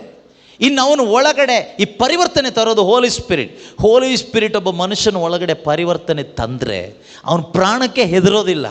ಅವನ್ನ ಸಾಯಿಸಿದರೂ ಸತ್ತೋಗ್ಬಿಡ್ತಾನೆ, ಬಿಟ್ಟರೆ ಅವನು ಯಾವುದೇ ಕಾರಣಕ್ಕೂ ಅವನು ಮತ್ತೆ ಹಿಂದಕ್ಕೆ ತಿರುಗಿ ನೋಡೋದಿಲ್ಲ. ಯಾರು ಪರಿವರ್ತನೆ ತಂದರೆ? ಪರಿಶುದ್ಧಾತ್ಮರು ಪರಿವರ್ತನೆ ತಂದರೆ. ಹಾಗೇ ಧರ್ಮಸಭೆ, ಯೇಸು ಸ್ಥಾಪಿಸಿದ ಸಭೆ ಬೆಳೀತಾ ಇರೋದು, ಹಬ್ಬಿ ಹರಡ್ತಾ ಇರೋದು. That is the power of gospel and the power of the Holi spirit. ಅದು ಮನುಷ್ಯನ ಪವರ್ ಅಲ್ಲ. ಯೇಸು ಏನು ಹೇಳ್ತಾರೆ? I will build my church. If you have guts, touch Jesus. ಎಲ್ಲಿ ಹೋಗ್ತೀಯ ಟಚ್ ಮಾಡ್ಲಿಕ್ಕೆ? ಎಲ್ಲಿ ಹಿಡ್ಕೊಳ್ತೀವಿ ಅವ್ರನ್ನ? ಯಾರೋ ಒಬ್ಬರು ಫ್ಲೈಯರ್ ಹಂಚಿದ್ರು, ಬೈಬಲ್ ಹಂಚಿದ್ರು, ಮನೆಗೆ ಬಂದು ಯೇಸು ಬಗ್ಗೆ ಹೇಳಿದ್ರು ಅಂತ ಅವ್ರನ್ನ ಹಿಡ್ಕೊಂಡು ಜೈಲಿಗೆ ಹಾಕಿದರೆ, ನೀನು ಈ ಸಭೆ ಬೆಳೆಯೋದನ್ನು ನಿಲ್ಲಿಸ್ಲಿಕ್ಕೆ ಆಗುತ್ತೆ ಅನ್ನೋದಾದರೆ that is your utter foolishness. ಇದು ನಿಮಗೆ ಹೇಳ್ತಾ ಇರೋದಲ್ಲ, ಕೆಲವರು ಇದ್ದಾರೆ, ಅವರಿಗೂ ಕೇಳಿಸ್ಕೊಳ್ಳಿ. ಯೂಟ್ಯೂಬಲ್ಲಿ ಹೋಗುತ್ತಲ್ಲ, ಹೋಗಲಿ ಅಂತಲೇ ಹೇಳ್ತಾ ಇರೋದು. ಅವ್ರಿಗೆ ಅರ್ಥ ಆಗಬೇಕು. ಅರ್ಥ ಆಗೋಲ್ಲ, ಆದರೂ ವಿಷಯ ಇದೇನೆ, ಟ್ರೂತ್ ಇದೇನೆ. ಇನ್ನು ಇದು ಸಭೆ ಬೆಳೆಯೋದು ನಿಲ್ಲಿಸ್ಬೇಕಾದ್ರೆ ಕಟ್ತಾ ಇರೋನು ಇಡಬೇಕು. ಯೇಸು ಹೇಳ್ತಾರೆ, I will build my church and powers of hell cannot prevail against it. ಪಾತಾಳ ಲೋಕದ ಶಕ್ತಿಗಳು ಇದನ್ನು ಜಯಿಸ್ಲಿಕ್ಕೆ ಆಗೋದಿಲ್ಲ. I will build my church ಅಂತ ಜೀಸಸ್ ಹೇಳಿದ್ದಾರೆ. ಮ್ಯಾಥ್ಯೂ 16 ಬೈಬಲ್ ತಗೊಂಡು ಓದಿ ನೋಡಿ. ಆಮೇಲೆ ನೀವೇನಾದರೂ ಈ ಚರ್ಚ್ ಅಥವಾ ವಿಶ್ವಾಸಿಗಳು ಹೆಚ್ಚಾಗ್ತಾ ಇದ್ದಾರೆ, ಎಲ್ಲರೂ ಯೇಸುನ ನಂಬ್ತಾ ಇದ್ದಾರೆ, ಆರಾಧಿಸ್ತಾ ಇದ್ದಾರೆ, ಇದನ್ನು ಸ್ಟಾಪ್ ಮಾಡಬೇಕು ಅನ್ನೋದಾದರೆ go and catch Jesus. He is the builder of the church. ಹೋಗಿ ಯೇಸುನ ಹಿಡ್ಕೊಳ್ಳಿ, ಅವ್ರನ್ನ ಅರೆಸ್ಟ್ ಮಾಡಿ ಅವ್ರಿಗೇನಾದರೂ ಶಿಕ್ಷೆ ಕೊಡೋಕ್ಕಾದರೆ ಕೊಟ್ಟು ನೋಡಿ, ಆಗ್ಬೋದು, ಸಕ್ಸಸ್ ಆಗ್ತೀರಿ. ಅದು ನೀವಿನ್ನು 10 ಸಾರಿ ಹುಟ್ಟಿ ಬಂದರೂ ಆಗಲ್ಲ. ಪಾತಾಳ ಲೋಕದ ಶಕ್ತಿಗೆ ಅವ್ರನ್ನ ಟಚ್ ಮಾಡೋಕ್ಕಾಗಲ್ಲ. ನಿನಗೇನಾದರೂ ಜೀಸಸ್ನ ಹಿಡ್ಕೋಬೇಕು ಅಂತ ಆಸೆ ಇದ್ದರೆ ಹಿಡ್ಕೋಬೋದು. ಏನು ಮಾಡಬೇಕು ಗೊತ್ತಾ? ಪಾಪಕ್ಕೆ ವಿಮುಖನಾಗು, ತಗ್ಗಿಸ್ಕೋ, ಆಗ ಯೇಸು ಬಂದು ನಿನ್ನನ್ನೇ ಹಿಡ್ಕೊಂಡ್ಬಿಡ್ತಾರೆ. ಅದು ಬಿಟ್ಬಿಟ್ಟು ನಾನು ಯೇಸುನ ಹಿಡಿದು ನಿಲ್ಲಿಸ್ತೀನಿ ಅನ್ನೋದಾದರೆ ಗಾಳಿನ ಹಿಡಿದು ನಿಲ್ಲಿಸ್ದಂಗೆನೆ. That is foolishness. 2000 years, 2000 ವರ್ಷಗಳಿಂದ ಫೈಟ್ ಮಾಡ್ತಾನೇ ಇದ್ದಾರೆ. ಸಭೆನೇ ನಿಲ್ಲಿಸ್ತೀವಿ, ಸಭೆನ ಬೀಳಿಸ್ತೀವಿ ಅಂತ. ಮನುಷ್ಯ ಕಟ್ಟಿರೋ ಬಿಲ್ಡಿಂಗ್ನ ಬೀಳಿಸ್ಬೋದು, ಮನುಷ್ಯ ಮಾಡಿಟ್ಟಿರೋ ಮೂರ್ತಿಗಳನ್ನ ಒಡೆದಾಕ್ಬೋದು, ಆದರೆ ಮನುಷ್ಯನ ಹೃದಯದಲ್ಲಿ ದೇವರಿಟ್ಟಿರ್ತಕ್ಕಂಥ ವಿಶ್ವಾಸನ ಒಡೆದಾಕ್ಲಿಕ್ಕೆ ಯಾರಿಗೂ ಸಾಧ್ಯ ಆಗಿಲ್ಲ, ಆಗೋದು ಇಲ್ಲ. Praise the Lord. ಯಾಕೆಂದರೆ ವಿಶ್ವಾಸದ ಮೂಲ ಯೇಸು. Jesus is the author of the faith. ಯಾವುದೋ 4 ಬಿಲ್ಡಿಂಗ್ ಹೊಡೆದಾಕಿ, ಶಿಲುಬೆ ಹೊಡೆದಾಕಿ, ಯಾವುದೋ ಪಾಪ 4 ಜನ ಕ್ರಿಶ್ಚಿಯನ್ಸ್ನ ಮನುಷ್ಯರನ್ನ, ಪಾಸ್ಟರ್ಗಳನ್ನ, ಫಾದರ್ಗಳನ್ನ ಹೊಡೆದ್ಬಿಟ್ರೆ ಏನೋ ಗೆಲ್ತೀವಿ ಅಂತ ತಿಳ್ಕೊಬೇಡಿ. ಯೇಸು ಗೆಲ್ತಾರೆ.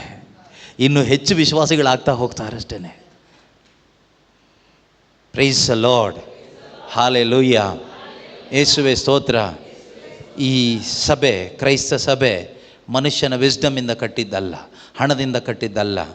ಯೇಸುವಿನ ರಕ್ತದಿಂದ ಹಿಡಿದು ಅನೇಕ ಅಪಸ್ತೋಲರ ರಕ್ತಸಾಕ್ಷಿಗಳ ವಿಶ್ವಾಸ ತುಂಬಿದ ವಿಶ್ವಾಸಿಗಳ ರಕ್ತದಲ್ಲಿ ಕಟ್ಟಲ್ಪಟ್ಟ ಸಭೆ. ಆ ರಕ್ತ ಚೆಲ್ಲಿದ್ರಿಂದ ಆ ವಿಶ್ವಾಸ ಬಂದ, ಆ ವಿಶ್ವಾಸದಲ್ಲಿ ಬಂದಿರೋದು. ಇದಕ್ಕೊಂದು ಪವರ್ ಇದೆ. ಅದರಿಂದ ರಕ್ತ ಚೆಲ್ಲಲ್ಪಟ್ಟಷ್ಟು ಸಭೆ ಬಲಗೊಳ್ತಾ ಹೋಗುತ್ತೆ, ವಿಶ್ವಾಸಿಗಳ ಸಂಖ್ಯೆ ಹೆಚ್ಚಾಗ್ತಾ ಹೋಗುತ್ತೆ. Price the lord. Hallelujah. Okay, ವಾಪಸ್ ಬನ್ನಿ. ಎಲ್ಲಿಂದ ಬಂದ್ವಿ? ಈ ಕಿರೀಟದ ಬಗ್ಗೆ. ಈ ಕಿರೀಟ, ಈ ನೀತಿಯ ಕಿರೀಟ ಸ್ವರ್ಗದಲ್ಲಿ ಪೌಲರು ಹೇಳ್ತಾರೆ ನನಗೆ ಕಾಯ್ತಾ ಇದೆ. ಪ್ರಭು ಕೈಯಲ್ಲಿ ಹಿಡ್ಕೊಂಡು ಕಾಯ್ತಾ ಇದ್ದಾರೆ. ಪ್ರೈಸ್ ಯಾರಿಗೆ? ಓಟ ಮುಗಿಸಿ ಫಸ್ಟ್ ಪ್ಲೇಸ್ ಬಂದವನಿಗೆ ಹೀಗೆ ಹಾಕ್ತಾರಲ್ವ, ಹಾಗೆ ಓಟ ಮುಗಿಸಿ ಬಂದವರಿಗೆ. ವಾಕ್ಯ ಕಂಟಿನ್ಯೂ ಮಾಡಿ. ಅದನ್ನು ನೀತಿವಂತ ನ್ಯಾಯಾಧಿಪತಿಯಾದ ಪ್ರಭು, ಆ ಪ್ರಭು ಯೇಸು ಆ ದಿನದಂದು ನನಗೆ ಕೊಡುವರು. ನನಗೆ ಮಾತ್ರವಲ್ಲ. ಇದು ಕೇಳಿಸ್ಕೊಳ್ಳಿ, ನನಗೆ ಮಾತ್ರ ಅಲ್ಲ, ಇದು ನನಗೆ ಕೊಡುವರು ಅಂತ ತಕ್ಷಣ ಪೌಲ್ರೆ ನಿಮಗೆ ಕೊಡ್ತಾರೆ, ನೀವು ಅಷ್ಟು ಕೆಲಸ ಮಾಡಿದ್ರೆ ನಿಮಗೆ ಕೊಡ್ತಾರೆ. ಅದಕ್ಕೆ ಅವ್ರು ಹೇಳ್ತಾರೆ ಆ ಥರ ಥಿಂಕಿಂಗೇ ಬೇಡ. ನನಗೆ ಮಾತ್ರ ಅಲ್ಲ, ಅವರ ಪ್ರತ್ಯಕ್ಷತೆಯನ್ನು. ಕೇಳಿಸ್ಕೊಳ್ಳಿ, ಅವರ ಪ್ರತ್ಯಕ್ಷತೆಯನ್ನು. ಯಾರು? ಅವರ ಯೇಸುವಿನ ಪ್ರತ್ಯಕ್ಷತೆ. ಯೇಸು ಮತ್ತೊಮ್ಮೆ ಈ ಭೂಮಿಯಲ್ಲಿ ಪ್ರತ್ಯಕ್ಷನಾಗ್ತಾರೆ. ಅವರು ಮರಳಿ ಬರ್ತಾರೆ. My lord will come back very soon. Jesus will return. Jesus Christ will return soon. The righteous judge, the king of glory will come soon. ಮಹಿಮೆಯ ಅರಸ, ನೀತಿವಂತ ನ್ಯಾಯಾಧಿಪತಿ ಮರಳಿ ಬರ್ತಾನೆ. ಅವರು ಪ್ರತ್ಯಕ್ಷನಾಗುವುದನ್ನು ಪ್ರೀತಿಯಿಂದ ನಿರೀಕ್ಷಿಸುತ್ತಿರುವ, ಪ್ರೀತಿಯಿಂದ, ಬೇಜಾರಿಂದ ಅಲ್ಲ, ಕೋಪದಿಂದ ಅಲ್ಲ, ಭಯದಿಂದ ಅಲ್ಲ, ಪ್ರೀತಿಯಿಂದ ನಿರೀಕ್ಷಿಸುತ್ತಿರುವ ಎಲ್ಲರಿಗೂ ಹೇಳಿ, ಎಲ್ಲರಿಗೂ ಹೇಳಿ, ಎಲ್ಲರಿಗೂ ಕೊಡುವರು. Hallelujah. For now on there is reserved for me the crown of righteousness, which the Lord, the righteous judge, will give me on that day, and not only to me, but also to all who have longed for his appearing. ಯಾರೆಲ್ಲ ಯೇಸು ಬರ್ತಾರೆ ನನ್ನನ್ನು ಕರ್ಕೊಂಡು ಹೋಗ್ಲಿಕ್ಕೆ, ನಾನು ಅವ್ರ ಜೊತೆಗೆ ಹೋಗ್ತೇನೆ. ಈ ಒಂದು ನಿರೀಕ್ಷೆ ಇಟ್ಕೊಂಡು ಯಾರೆಲ್ಲ ಬದುಕ್ತಾ ಇದ್ದೀರೋ ನಿಮಗೂ ಈ ಕ್ರೌನ್ ಆಫ್ ರೈಚಸ್ನೆಸ್ ಇದೆ. ಅದೇ ಇಲ್ಲಿ ಹೇಳ್ತಾ ಇರೋದು. ಅಥವಾ those were entering into God's rest, ಯಾರೆಲ್ಲ ಪ್ರಭುವಿನ ಈ ವಿಶ್ರಾಂತಿಯನ್ನು ತಲುಪ್ತಿರೋ, ಯಾರೆಲ್ಲ ಈ ಹೋಲಿ ಆಫ್ ಹೋಲೀಸ್ಗೆ ತಲುಪ್ತಿರೋ, ನಿಮಗೆ ಈ ಕ್ರೌನ್ ಆಫ್ ರೈಚಸ್ನೆಸ್ ದೇವರು ಕೊಡ್ತಾರೆ. ನೀವು ಕೇಳ್ಬೋದು, ನೀವು ಹೋಗಿದ್ದೀರಾ, ನೀವು ನೋಡಿದ್ದೀರಾ, ಯಾರಿಗಾದರೂ ಸಿಕ್ಕಿದೆಯಾ ಅಂತ. ಅದೇ ಬೇಕಾಗಿರೋದು ವಿಶ್ವಾಸ. ವಿಶ್ವಾಸ ಅಂದರೆ ಏನು? ಕಣ್ಣಿಗೆ ಕಾಣದೇ ಇರೋದು ಇದೇ ಎಂದು ನಾವು ತಿಳ್ಕೊಳ್ಳೋದೆ, ಒಪ್ಕೊಳ್ಳೋದೇ ವಿಶ್ವಾಸ. ನಾವು ನೋಡಿಲ್ಲಪ್ಪ, ನಾವು ಹೋಗಿಲ್ಲಪ್ಪ, ಆದರೆ ನಾವು ನಂಬಿದ್ದೀವಿ. We believe. ಅವ್ರನ್ನೇ ವಿಶ್ವಾಸಿಗಳು ಅಂತ ಹೇಳೋದು. ಇವತ್ತು ವಿಶ್ವಾಸಿಗಳು ಅಂತ ಹೇಳೋರೆಲ್ಲ ಹೆಚ್ಚಿನವರೆಲ್ಲ ಡಮ್ಮಿ ಪೀಸುಗಳೇ.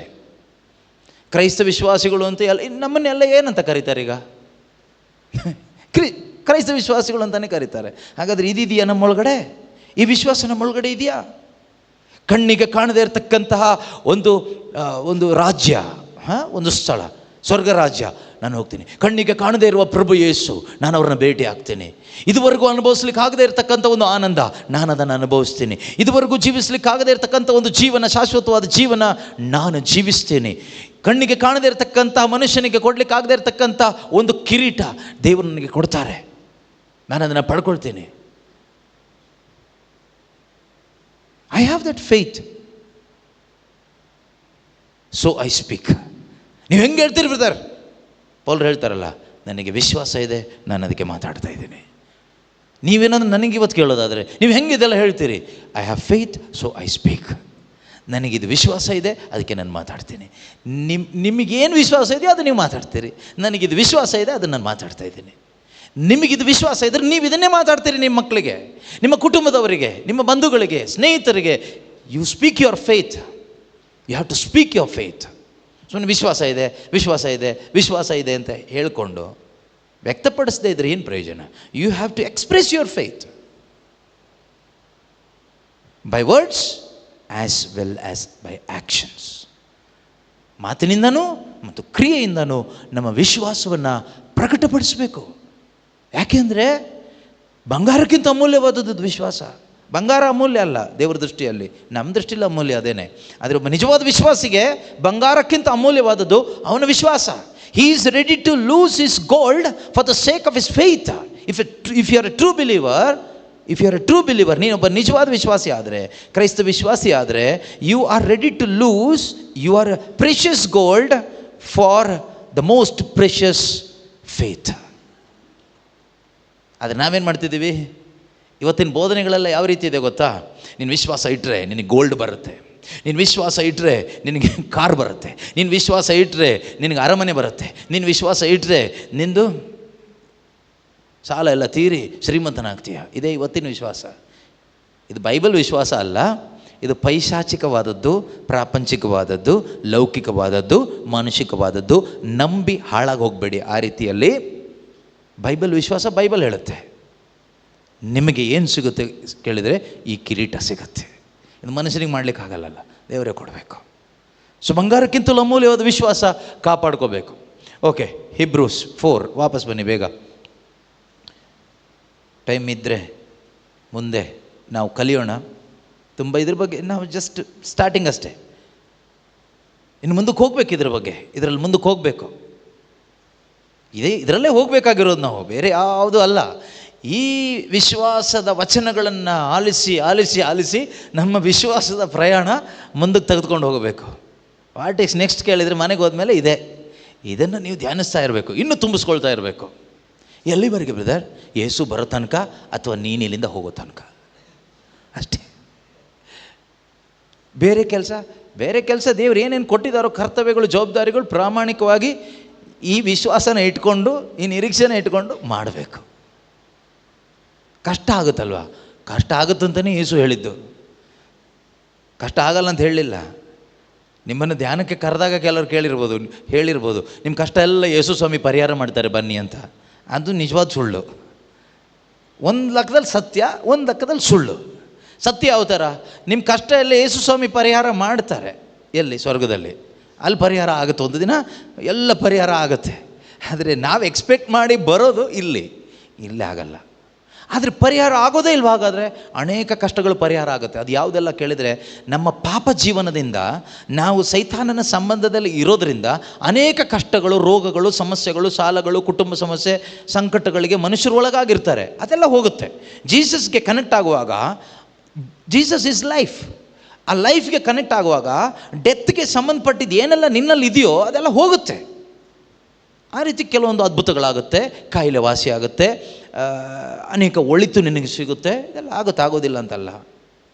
ಆದರೆ ಯೇಸು ನಂಬಿದ ಮೇಲೆ ಇನ್ಮೇಲೆ ನಮಗೆ ಕಷ್ಟನೇ ಇಲ್ವಾ, ರೋಗ ಬರೋದೇ ಇಲ್ವಾ, ಸಮಸ್ಯೆ ಆಗೋದೇ ಇಲ್ವಾ, ಯಾರೂ ನಮ್ಮನ್ನು ದ್ವೇಷ ಮಾಡೋದೇ ಇಲ್ವಾ ಕೇಳಿದರೆ ಅದು ಸುಳ್ಳು. ಮಾಡ್ತಾರೆ. ಕಷ್ಟಗಳು ಬರುತ್ತೆ, ದ್ವೇಷ ಮಾಡ್ತಾರೆ, ತಿರಸ್ಕಾರ ಮಾಡ್ತಾರೆ, ರೋಗಗಳು ಬರ್ಬೋದು, ಸಂಕಟಗಳು ಬರ್ಬೋದು, ಅನೇಕ ಯಾತನೆಗಳು ಒಳಗಾಗಬೇಕಾಗ್ಬೋದು.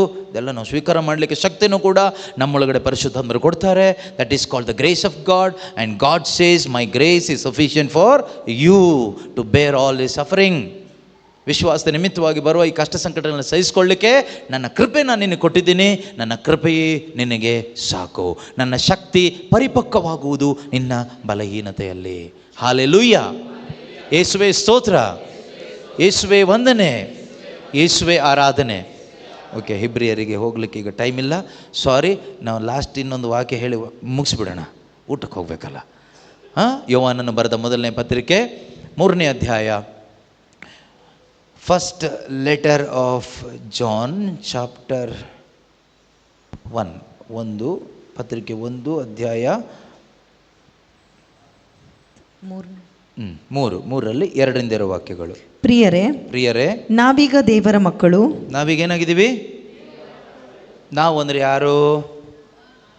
ನಾವು ಅಂದರೆ ಶುಭ ಸಂದೇಶವನ್ನು ಆಲಿಸಿ ಯೇಸು ಕ್ರಿಸ್ತರಲ್ಲಿ ವಿಶ್ವಾಸ ಇಟ್ಟು ಪವಿತ್ರಾತ್ಮನನ್ನು ಸ್ವೀಕಾರ ಮಾಡಿರುವ ನಾವು.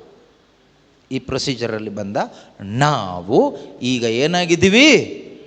ದೇವರ ಯೇಸು ಕ್ರಿಸ್ತನಲ್ಲಿಟ್ಟ ವಿಶ್ವಾಸದಿಂದಲೂ ಸ್ವೀಕಾರ ಮಾಡಿದ ಪವಿತ್ರಾತ್ಮನಿಂದಲೂ ನಾವೀಗ ದೇವರ ಮಕ್ಕಳಾಗಿದ್ದೇವೆ. ನಾವು ಹೇಗೆ ದೇವರ ಮಕ್ಕಳಾಗಿದ್ದೇವೆ? ನಾವೇನೋ ಮಾಡಿದ್ದಕ್ಕಲ್ಲ, ಶುಭವಾರ್ತೆಯನ್ನು ಆಲಿಸಿ ಯೇಸುವಿನಲ್ಲಿಟ್ಟ ವಿಶ್ವಾಸ ಮತ್ತು ಅದರ ಫಲವಾಗಿ ನಮಗೆ ಲಭಿಸಿದ ಪರಿಶುದ್ಧಾತ್ಮ, ಇದರ ಮುಖಾಂತರವಾಗಿ ನಾವು we are the children of god. ಈಗ ನಾವು ದೇವರ ಮಕ್ಕಳಾಗಿದ್ದೀವಿ. ಮುಂದೆ ನಾವು ಎಂಥವರಾಗುತ್ತೇವೆ ಎಂಬುದು ಇನ್ನೂ ವಿಶದವಾಗಿಲ್ಲ. ಮುಂದೆ ಈಗ ನಾವು ದೇವರ ಮಕ್ಕಳಾಗಿದ್ದೀವಿ ಆತ್ಮದಲ್ಲಿ. ಮುಂದೆ ಇನ್ನು ಯಾವ ರೀತಿ ನಾವು ಏನಾಗ್ತೀವಿ ಅಂದರೆ ಇನ್ನೇನೋ ಆಗ್ತೀವಿ ಅಂತಲ್ಲ, ನಮ್ಮ ರೂಪಾಂತರ ಅಥವಾ ಸಂಪೂರ್ಣ ವಿಮೋಚನೆ ಅದ್ರ ಬಗ್ಗೆ ಇನ್ನೂ ಡೀಟೇಲ್ ಬಂದಿಲ್ಲ. ವೆಯ್ಟ್ ಅಂತ ಹೇಳ್ತಾ ಇರೋದು. ಓಕೆ, ಆದರೆ ಕ್ರಿಸ್ತ ಯೇಸು ಪ್ರತ್ಯಕ್ಷವಾಗುವಾಗ ಒಂದು ಹೋಪ್ ಕೊಡ್ತಾ ಇದ್ದಾರೆ. This is the hope. Okay, ಆದರೆ ಕ್ರಿಸ್ತ ಯೇಸು ಪ್ರತ್ಯಕ್ಷ ಆಗುವಾಗ, ಈಗಲ್ಲ ಕ್ರಿಸ್ತ ಯೇಸು ಇವಾಗ ಆಗ್ಬಹುದು, ಪ್ರತ್ಯಕ್ಷ ಹೇಳಲಿಕ್ಕಾಗೋದಿಲ್ಲ. ಪ್ರತ್ಯಕ್ಷ ಆಗುವಾಗ ನಾವು ಅವರಂತೆಯೇ we will be like him, ನಾವು ಅವರಂತೆಯೇ ಇರುತ್ತೇವೆಂದು ಬಲ್ಲೆವು. ಏಕೆಂದರೆ ಅವರನ್ನು ನಾವು ಅವರ ಯಥಾರ್ಥ ರೂಪದಲ್ಲೇ ಕಾಣುತ್ತೇವೆ. ಅವರನ್ನು ನಾವು ಅವ್ರು ಜೀಸಸ್ ಹೇಗಿದ್ದಾರೆ ಅಂತ ಈಗ ಯಾರಿಗೂ ಗೊತ್ತಿಲ್ಲ, ಆಯ್ತಾ? ಅವರು ಪ್ರತ್ಯಕ್ಷವಾಗುವಾಗ ನಾವು ಅವ್ರ ಯಥಾರ್ಥ ರೂಪ ನೋಡ್ತೀವಂತೆ. ಅವ್ರನ್ನ ಅವರಾಗಿಯೇ ನಾವು ನೋಡಬೇಕಾದ್ರೆ ನಾವು ಅವ್ರ ಥರನೇ ಆಗಬೇಕು. ಯಾಕೆಂದರೆ ಬೈಬಲ್ ಪ್ರಕಾರ ದೇವ್ರ ಮುಖನ ಯಾರು ನೋಡಿಲ್ಲ ಅಂತ ಹೇಳ್ತಾರೆ. ದೇವ್ರನ್ನ ನೋಡಿದವನು ಬದುಕೋಕ್ಕಾಗಲ್ಲ ಅಂತ ಹೇಳ್ತಾರೆ. ಕರೆಕ್ಟ್ ಅಲ್ವಾ? ಸೊ ದೇವ್ರನ್ನ ನೋಡಲಿಕ್ಕೆ ದೇವರು ಅಷ್ಟು ಪರಿಶುದ್ಧರು. ಹಾಗಾದ್ರೆ ದೇವ್ರನ್ನ ನೋಡಬೇಕಾದ್ರೆ ದೇವ್ರಿಗೆ ಮಾತ್ರ ದೇವ್ರನ್ನ ನೋಡ್ಲಿಕ್ಕಾಗುತ್ತೆ. Only God can see God. So ಈಗ ನಾವೇನಾಗಬೇಕು ಅಂದರೆ ನಾವು ಯೇಸು ಥರ ಆಗ್ತೀವಲ್ಲ, ಆಗ ನಾವು ಯೇಸುನ ನೋಡ್ಬೋದು. Praise the Lord. ಇಲ್ಲಿ ಯೇಸು ಸ್ವಾಮಿದ ಕನಸು ಬೀಳ್ಬೋದಷ್ಟೇ, ದರ್ಶನ ಎಲ್ಲ ಬರ್ಬೋದಷ್ಟೇ, ಆದರೆ ನಿಜವಾದ ಯೇಸುನ ಆ ರಿಯಲ್ ಜೀಸಸ್ನ ರಿಯಲ್ ಆಗಿ ನೋಡಲಿಕ್ಕೆ ಆಗುತ್ತೆ ಒನ್ ಡೇ ಆ ಸ್ವರ್ಗ ಸಾಮ್ರಾಜ್ಯದಲ್ಲಿ. ಅಲ್ಲಿ ಭೇಟಿ ಆಗ್ತೀವಿ. We will meet the Lord there. ಅವ್ರು ನೋಡುವಾಗ ನಿಮಗೇನು ಕೇಳಬೇಕು ಅನ್ಸಲ್ಲ, ಆಯಿತಾ? ಏನು ಅಡ್ಡ ಬೀಳೋದಷ್ಟೇ, ಬೇರೆ ಏನೂ ಇಲ್ಲ. ಪ್ರಭುವೇ, ರಬ್ಬೂನಿ, ಗುರುದೇವ, ಮೈ ಲಾರ್ಡ್. ಯಾಕಂದರೆ ಆ ಪರಮಾನಂದ ಬರುತ್ತಲ್ವ, ಏನು ಮಾಡ್ತೀರಲ್ಲಿ? ಏನು ಮಾಡಲಿಕ್ಕಿಲ್ಲ, ಏನು ಮಾಡಲಿಕ್ಕಾಗಲ್ಲ. Price lord. ಇಂಥ ಶ್ರೇಷ್ಠವಾಗಿದ್ದಿದೆ, ಇದನ್ನು ನೀನು ಒಂದು ಏನು ಸೌದೆ ಎತ್ಕೊಂಡು ಬಂದು ಹಾಳು ಮಾಡಬೇಡ, ಅದಕ್ಕೆ ಸಾಯಿಸ್ಬೇಕು ಅವನ್ನ ಅಂತ ಹೇಳಿರೋದು, ಬೇರೆ ಯಾವುದಕ್ಕೂ ಅಲ್ಲ. ಇದು ಅರ್ಥ ಮಾಡ್ಕೊಳ್ಳಿಕ್ಕೆ, ಅದರ ಶ್ರೇಷ್ಠತೆ, ಅದರ ಮಹತ್ವ, ಸಬ್ಬತ್, ಸ್ವರ್ಗೀಯ ಸಬ್ಬತ್ತಿನ ಮಹತ್ವ ಅರ್ಥ ಆಗಲಿಕ್ಕೆ ಇವನು ಸಾಯಿಸಿದ್ದಷ್ಟೇ. ಅದಲ್ಲದೆ ಇವನು ಪಾಪ ಮಗುಗೆ ಹಾಲು ಬಿಸಿ ಮಾಡಲಿಕ್ಕೆ ಕೌಲೆತ್ಕೊಂಬಂದಂತ ಸಾಯಿಸಿದ್ದಲ್ಲ. ನಾವು ನೋಡುವಾಗ ನಮಗೆ ಹಂಗೆ ಕಾಣಿಸುತ್ತಷ್ಟೇ. ಅದರಿಂದ ನಿಮ್ಮ ಬುದ್ಧಿಯಿಂದ, ಲೋಕದ ಬುದ್ಧಿಯಿಂದ, ಲೋಕದ ಜ್ಞಾನದಿಂದ ಬೈಬಲ್ ಓದಿದರೆ ತಲೆ ಕೆಟ್ಟೋಗುತ್ತೆ. ದೇವರು ಕ್ರೂರಿಯಾಗಿ ಕಾಣಿಸ್ತಾನೆ. ಅದು ಕೆಲವರು ಹೇಳ್ತಾರಲ್ವ, ಈ ಅನ್ಯಧರ್ಮೀಯರು ಹೇಳ್ತಾರೆ, ಅವಿಶ್ವಾಸಿಗಳು ಹೇಳ್ತಾರೆ, ಏನಂತ, ಬೈಬಲ್ನಲ್ಲಿ ಹೀಗೆಲ್ಲ ಬರೆದಿದೆ, ದೇವರು ಹೀಗೆಲ್ಲ ಮಾಡಿದ್ದಾರೆ, ಇದೆಂಥ ದೇವರು, ಇಂಥ ಕ್ರೂರಿ ದೇವರು ನಿಜವಾದ ದೇವರ ಅಲ್ವೇ ಅಲ್ಲ ಅಂತ ಅವ್ರು ಹೇಳ್ತಾರೆ. ಅವರ ಬುದ್ಧಿಗೆ ಮಂಕು ಕವಿದಿದೆ. ಅವರ ಮನುಷ್ಯ ಬುದ್ಧಿಯಿಂದ ಇದು ಓದಿದರೆ ಅವರಿಗೆ ಏನು ಮಣ್ಣು ಅರ್ಥ ಆಗಲ್ಲ. ಅವರು ಓದ್ತಾ ಲಾಸ್ಟಿಗೆ ಪಿಶಾಚಿ ದೇವ್ರ ಥರ ಕಾಣ್ತಾನೆ, ದೇವ್ರ ಪಿಶಾಚಿ ಥರನೂ ಕಾಣ್ತಾನೆ ಇವರಿಗೆ. ಹಿಂಗಾಗುತ್ತೆ. ಅದಕ್ಕೆ ಹೇಳ್ತಾರೆ, ಜ್ಞಾನಿಗಳಿಗೂ ಮೇಧಾವಿಗಳಿಗೂ ಮರೆಮಾಡಿ ಮಕ್ಕಳಂಥವರಿಗೆ, ಅಂದರೆ ದೋಸ್ ಆರ್ ಹಂಬಲ್, ದೇವರು ಪ್ರಕಟಪಡಿಸಿ ಕೊಡ್ತಾರೆ ಬೈಬಲಲ್ಲಿರೋ ಒಂದೊಂದು ವಾಕ್ಯಗಳನ್ನ. ನೀವು ಓದುವಾಗ ನಿಮಗೆ ದೇವರ ವಾಕ್ಯದ ಪ್ರಕಟಣೆ ಆಗಬೇಕಾದ್ರೆ ಹೃದಯ ದೇವರ ದೃಷ್ಟಿನಲ್ಲಿ ಮಗು ಥರ ಆಗಬೇಕು. ಮುಖ ವಿಕಾರವಾಗಿದ್ದರೂ ಪರವಾಗಿಲ್ಲ, ನಿಮ್ಮ ಮುಖ ಕಪ್ಪುಗೆ ವಿಕಾರವಾಗಿ ನೋಡಲಿಕ್ಕೆ, ನೋಡಿದ್ರೆ ಪಿಶಾಚಿ ಥರ ಕಾಣ್ತಾನೆ ಅಂತ ಯಾರಾದರೂ ಹೇಳಿ ಪರವಾಗಿಲ್ಲ. ದೇವ್ರ ಮುಖ ನೋಡಿ ಮಣೆ ಹಾಕಲ್ಲ, ದೇವ್ರ ಮಣೆ ಹಾಕೋದು ಹೃದಯ ನೋಡಿ. ಬಾಯಿಲಿ ಕುತ್ಕೊಳ್ಳೋ ಮಣೆ ಮೇಲೆ. ನಾವು ಮುಖ ನೋಡಿಬಿಟ್ಟು ಇವರು ಪ್ರೇಯರ್ಲಿದ್ದಾರಾ, ಇವರು ಕ್ರಿಶ್ಚಿಯನ್ನ, ಸ್ವಲ್ಪ ಬೆಳ್ಳಗೆ ಕಲರ್ಫುಲ್ಲಾಗೆಲ್ಲ ಬಂದರೆ ಇವರು ಅಭಿಷೇಕದಲ್ಲಿ ಇರೋ ಥರ ಕಾಣ್ತಾ ಇದೆ, ಬನ್ನಿ ಕೂತ್ಕೊಳ್ಳಿ. ಸ್ವಲ್ಪ ಕಪ್ಪುಗೆ ವಿಕಾರವಾಗಿ ಬಟ್ಟೆ ಎಲ್ಲ ಸರಿ ಇಲ್ಲ ಅಂಥವ್ರು ಬಂದರೆ, ಇರಿ ಬರ್ತೀನಿ, ಅಲ್ಲೇ ಇರಿ, ನಾನೇ ಬರ್ತೀನಿ. ಸೊ ನಾವು ಆ ಥರ, ನಾನು ನೀವೆಲ್ಲ ಅದೇ ಥರ, ಅದೇ ಕ್ಯಾಟಗರಿ. ದೇವ್ರು ಆ ಥರ ಅಲ್ಲ. ದೇವ್ರಿಗೆ ಇಲ್ಲಿ ನೋಡ್ತಾರೆ, ಹಾರ್ಟ್ ನೋಡ್ತಾರೆ. ಮಕ್ಕಳಂಥವ್ರಿಗೆ ಶ್ರುತಪಡಿಸ್ತಾರೆ. ನೀನು ಎಷ್ಟು ಓದಿದೆಯೋ ಬಿಟ್ಟಿದೆಯೋ ಅದೆಲ್ಲ ಲೆಕ್ಕ ಬರಲ್ಲ. Price the lord. ಓಕೆ, ಓದಿ ಮುಗಿಸ್ಬಿಡೋಣ ಬೇಗ ಕ್ವಿಕ್. ಈ ಮೂರನೇದೇ ಮುಖ್ಯ. All who have this hope in him purify themselves just as he is pure. ಈ ಕ್ರಿಸ್ತ ಯೇಸುವಿನಲ್ಲಿ ನಂಬಿಕೆ ನಿರೀಕ್ಷೆಯನ್ನಿಟ್ಟಿರುವ, ಈ ಒಂದು ನಂಬಿಕೆ ನಿರೀಕ್ಷೆಯನ್ನು ಇಟ್ಟಿರುವ ಪ್ರತಿಯೊಬ್ಬನು ಕೇಳಿಸ್ಕೊಳ್ಳಿ, ಅವರು ಶುದ್ಧವಾಗಿರುವಂತೆಯೇ ಯೇಸು ಶುದ್ಧವಾಗಿರುವ ಹಾಗೆ ತನ್ನನ್ನು ಶುದ್ಧವಾಗಿಟ್ಟುಕೊಳ್ಳುತ್ತಾನೆ. ತನ್ನನ್ನೇ ಲೋಕದಿಂದ ಬೇರ್ಪಡಿಸಿ, ಲೋಕದ ಎಲ್ಲವುಗಳಿಂದ ಬೇರ್ಪಡಿಸಿ ತನ್ನ ನಡೆ ನುಡಿ ಆಲೋಚನೆಯಲ್ಲಿ ಶುದ್ಧನಾಗಿಟ್ಕೊಳ್ಳಿಕ್ಕೆ ಪ್ರಯತ್ನ ಪಡ್ತಾನೆ. ಸೈಂಟ್ ಆಗ್ಬಿಡ್ತಾನೆ ಅಂತಲ್ಲ, ಆ ಪರಿಶುದ್ಧತೆಯಲ್ಲಿ, ಆ ಸ್ಯಾಂಕ್ಟಿಟಿಯಲ್ಲಿ, ಆ ಹೋಲಿನೆಸ್ನಲ್ಲಿ, ಆ ರೈಚಸ್ನೆಸ್ನಲ್ಲಿ, ಆ ನೀತಿವಂತಿಕೆಯಲ್ಲಿ, ಆ ಪರಿಶುದ್ಧತೆಯಲ್ಲಿ ಬದುಕಲಿಕ್ಕೆ ತವಕ ಪಡ್ತೀವಿ, ಆಸೆ ಪಡ್ತೀವಿ, ಪ್ರಯತ್ನ ಪಡ್ತೀವಿ. ಕಾಲು ಜಾರಿ ಹೋದರೆ ಮತ್ತೆ ನೆಟ್ಟಿಗಾಗ್ತೀವಿ, ಬಿದ್ದು ಹೋದರೆ ಬೇಗ ಎದ್ದು ಸ್ನಾನ ಮಾಡ್ಕೊಳ್ತೀವಿ. ಓಕೆ, ಹಾಗೆ ನಾವು ನಿರೀಕ್ಷೆ ಉಳ್ಳವರಾಗಿ ಬದುಕ್ತೀವಿ. ಎಲ್ಲಿಗೆ ಹೋಗಲಿಕ್ಕೆ? Enter into God's rest, ದೇವರ ವಿಶ್ರಾಂತಿಯನ್ನು ತಲುಪಲಿಕ್ಕೆ. ಎದ್ದು ನಿಂತ್ಕೊಳ್ಳೋಣ, ಪ್ರಾರ್ಥಿಸೋಣ.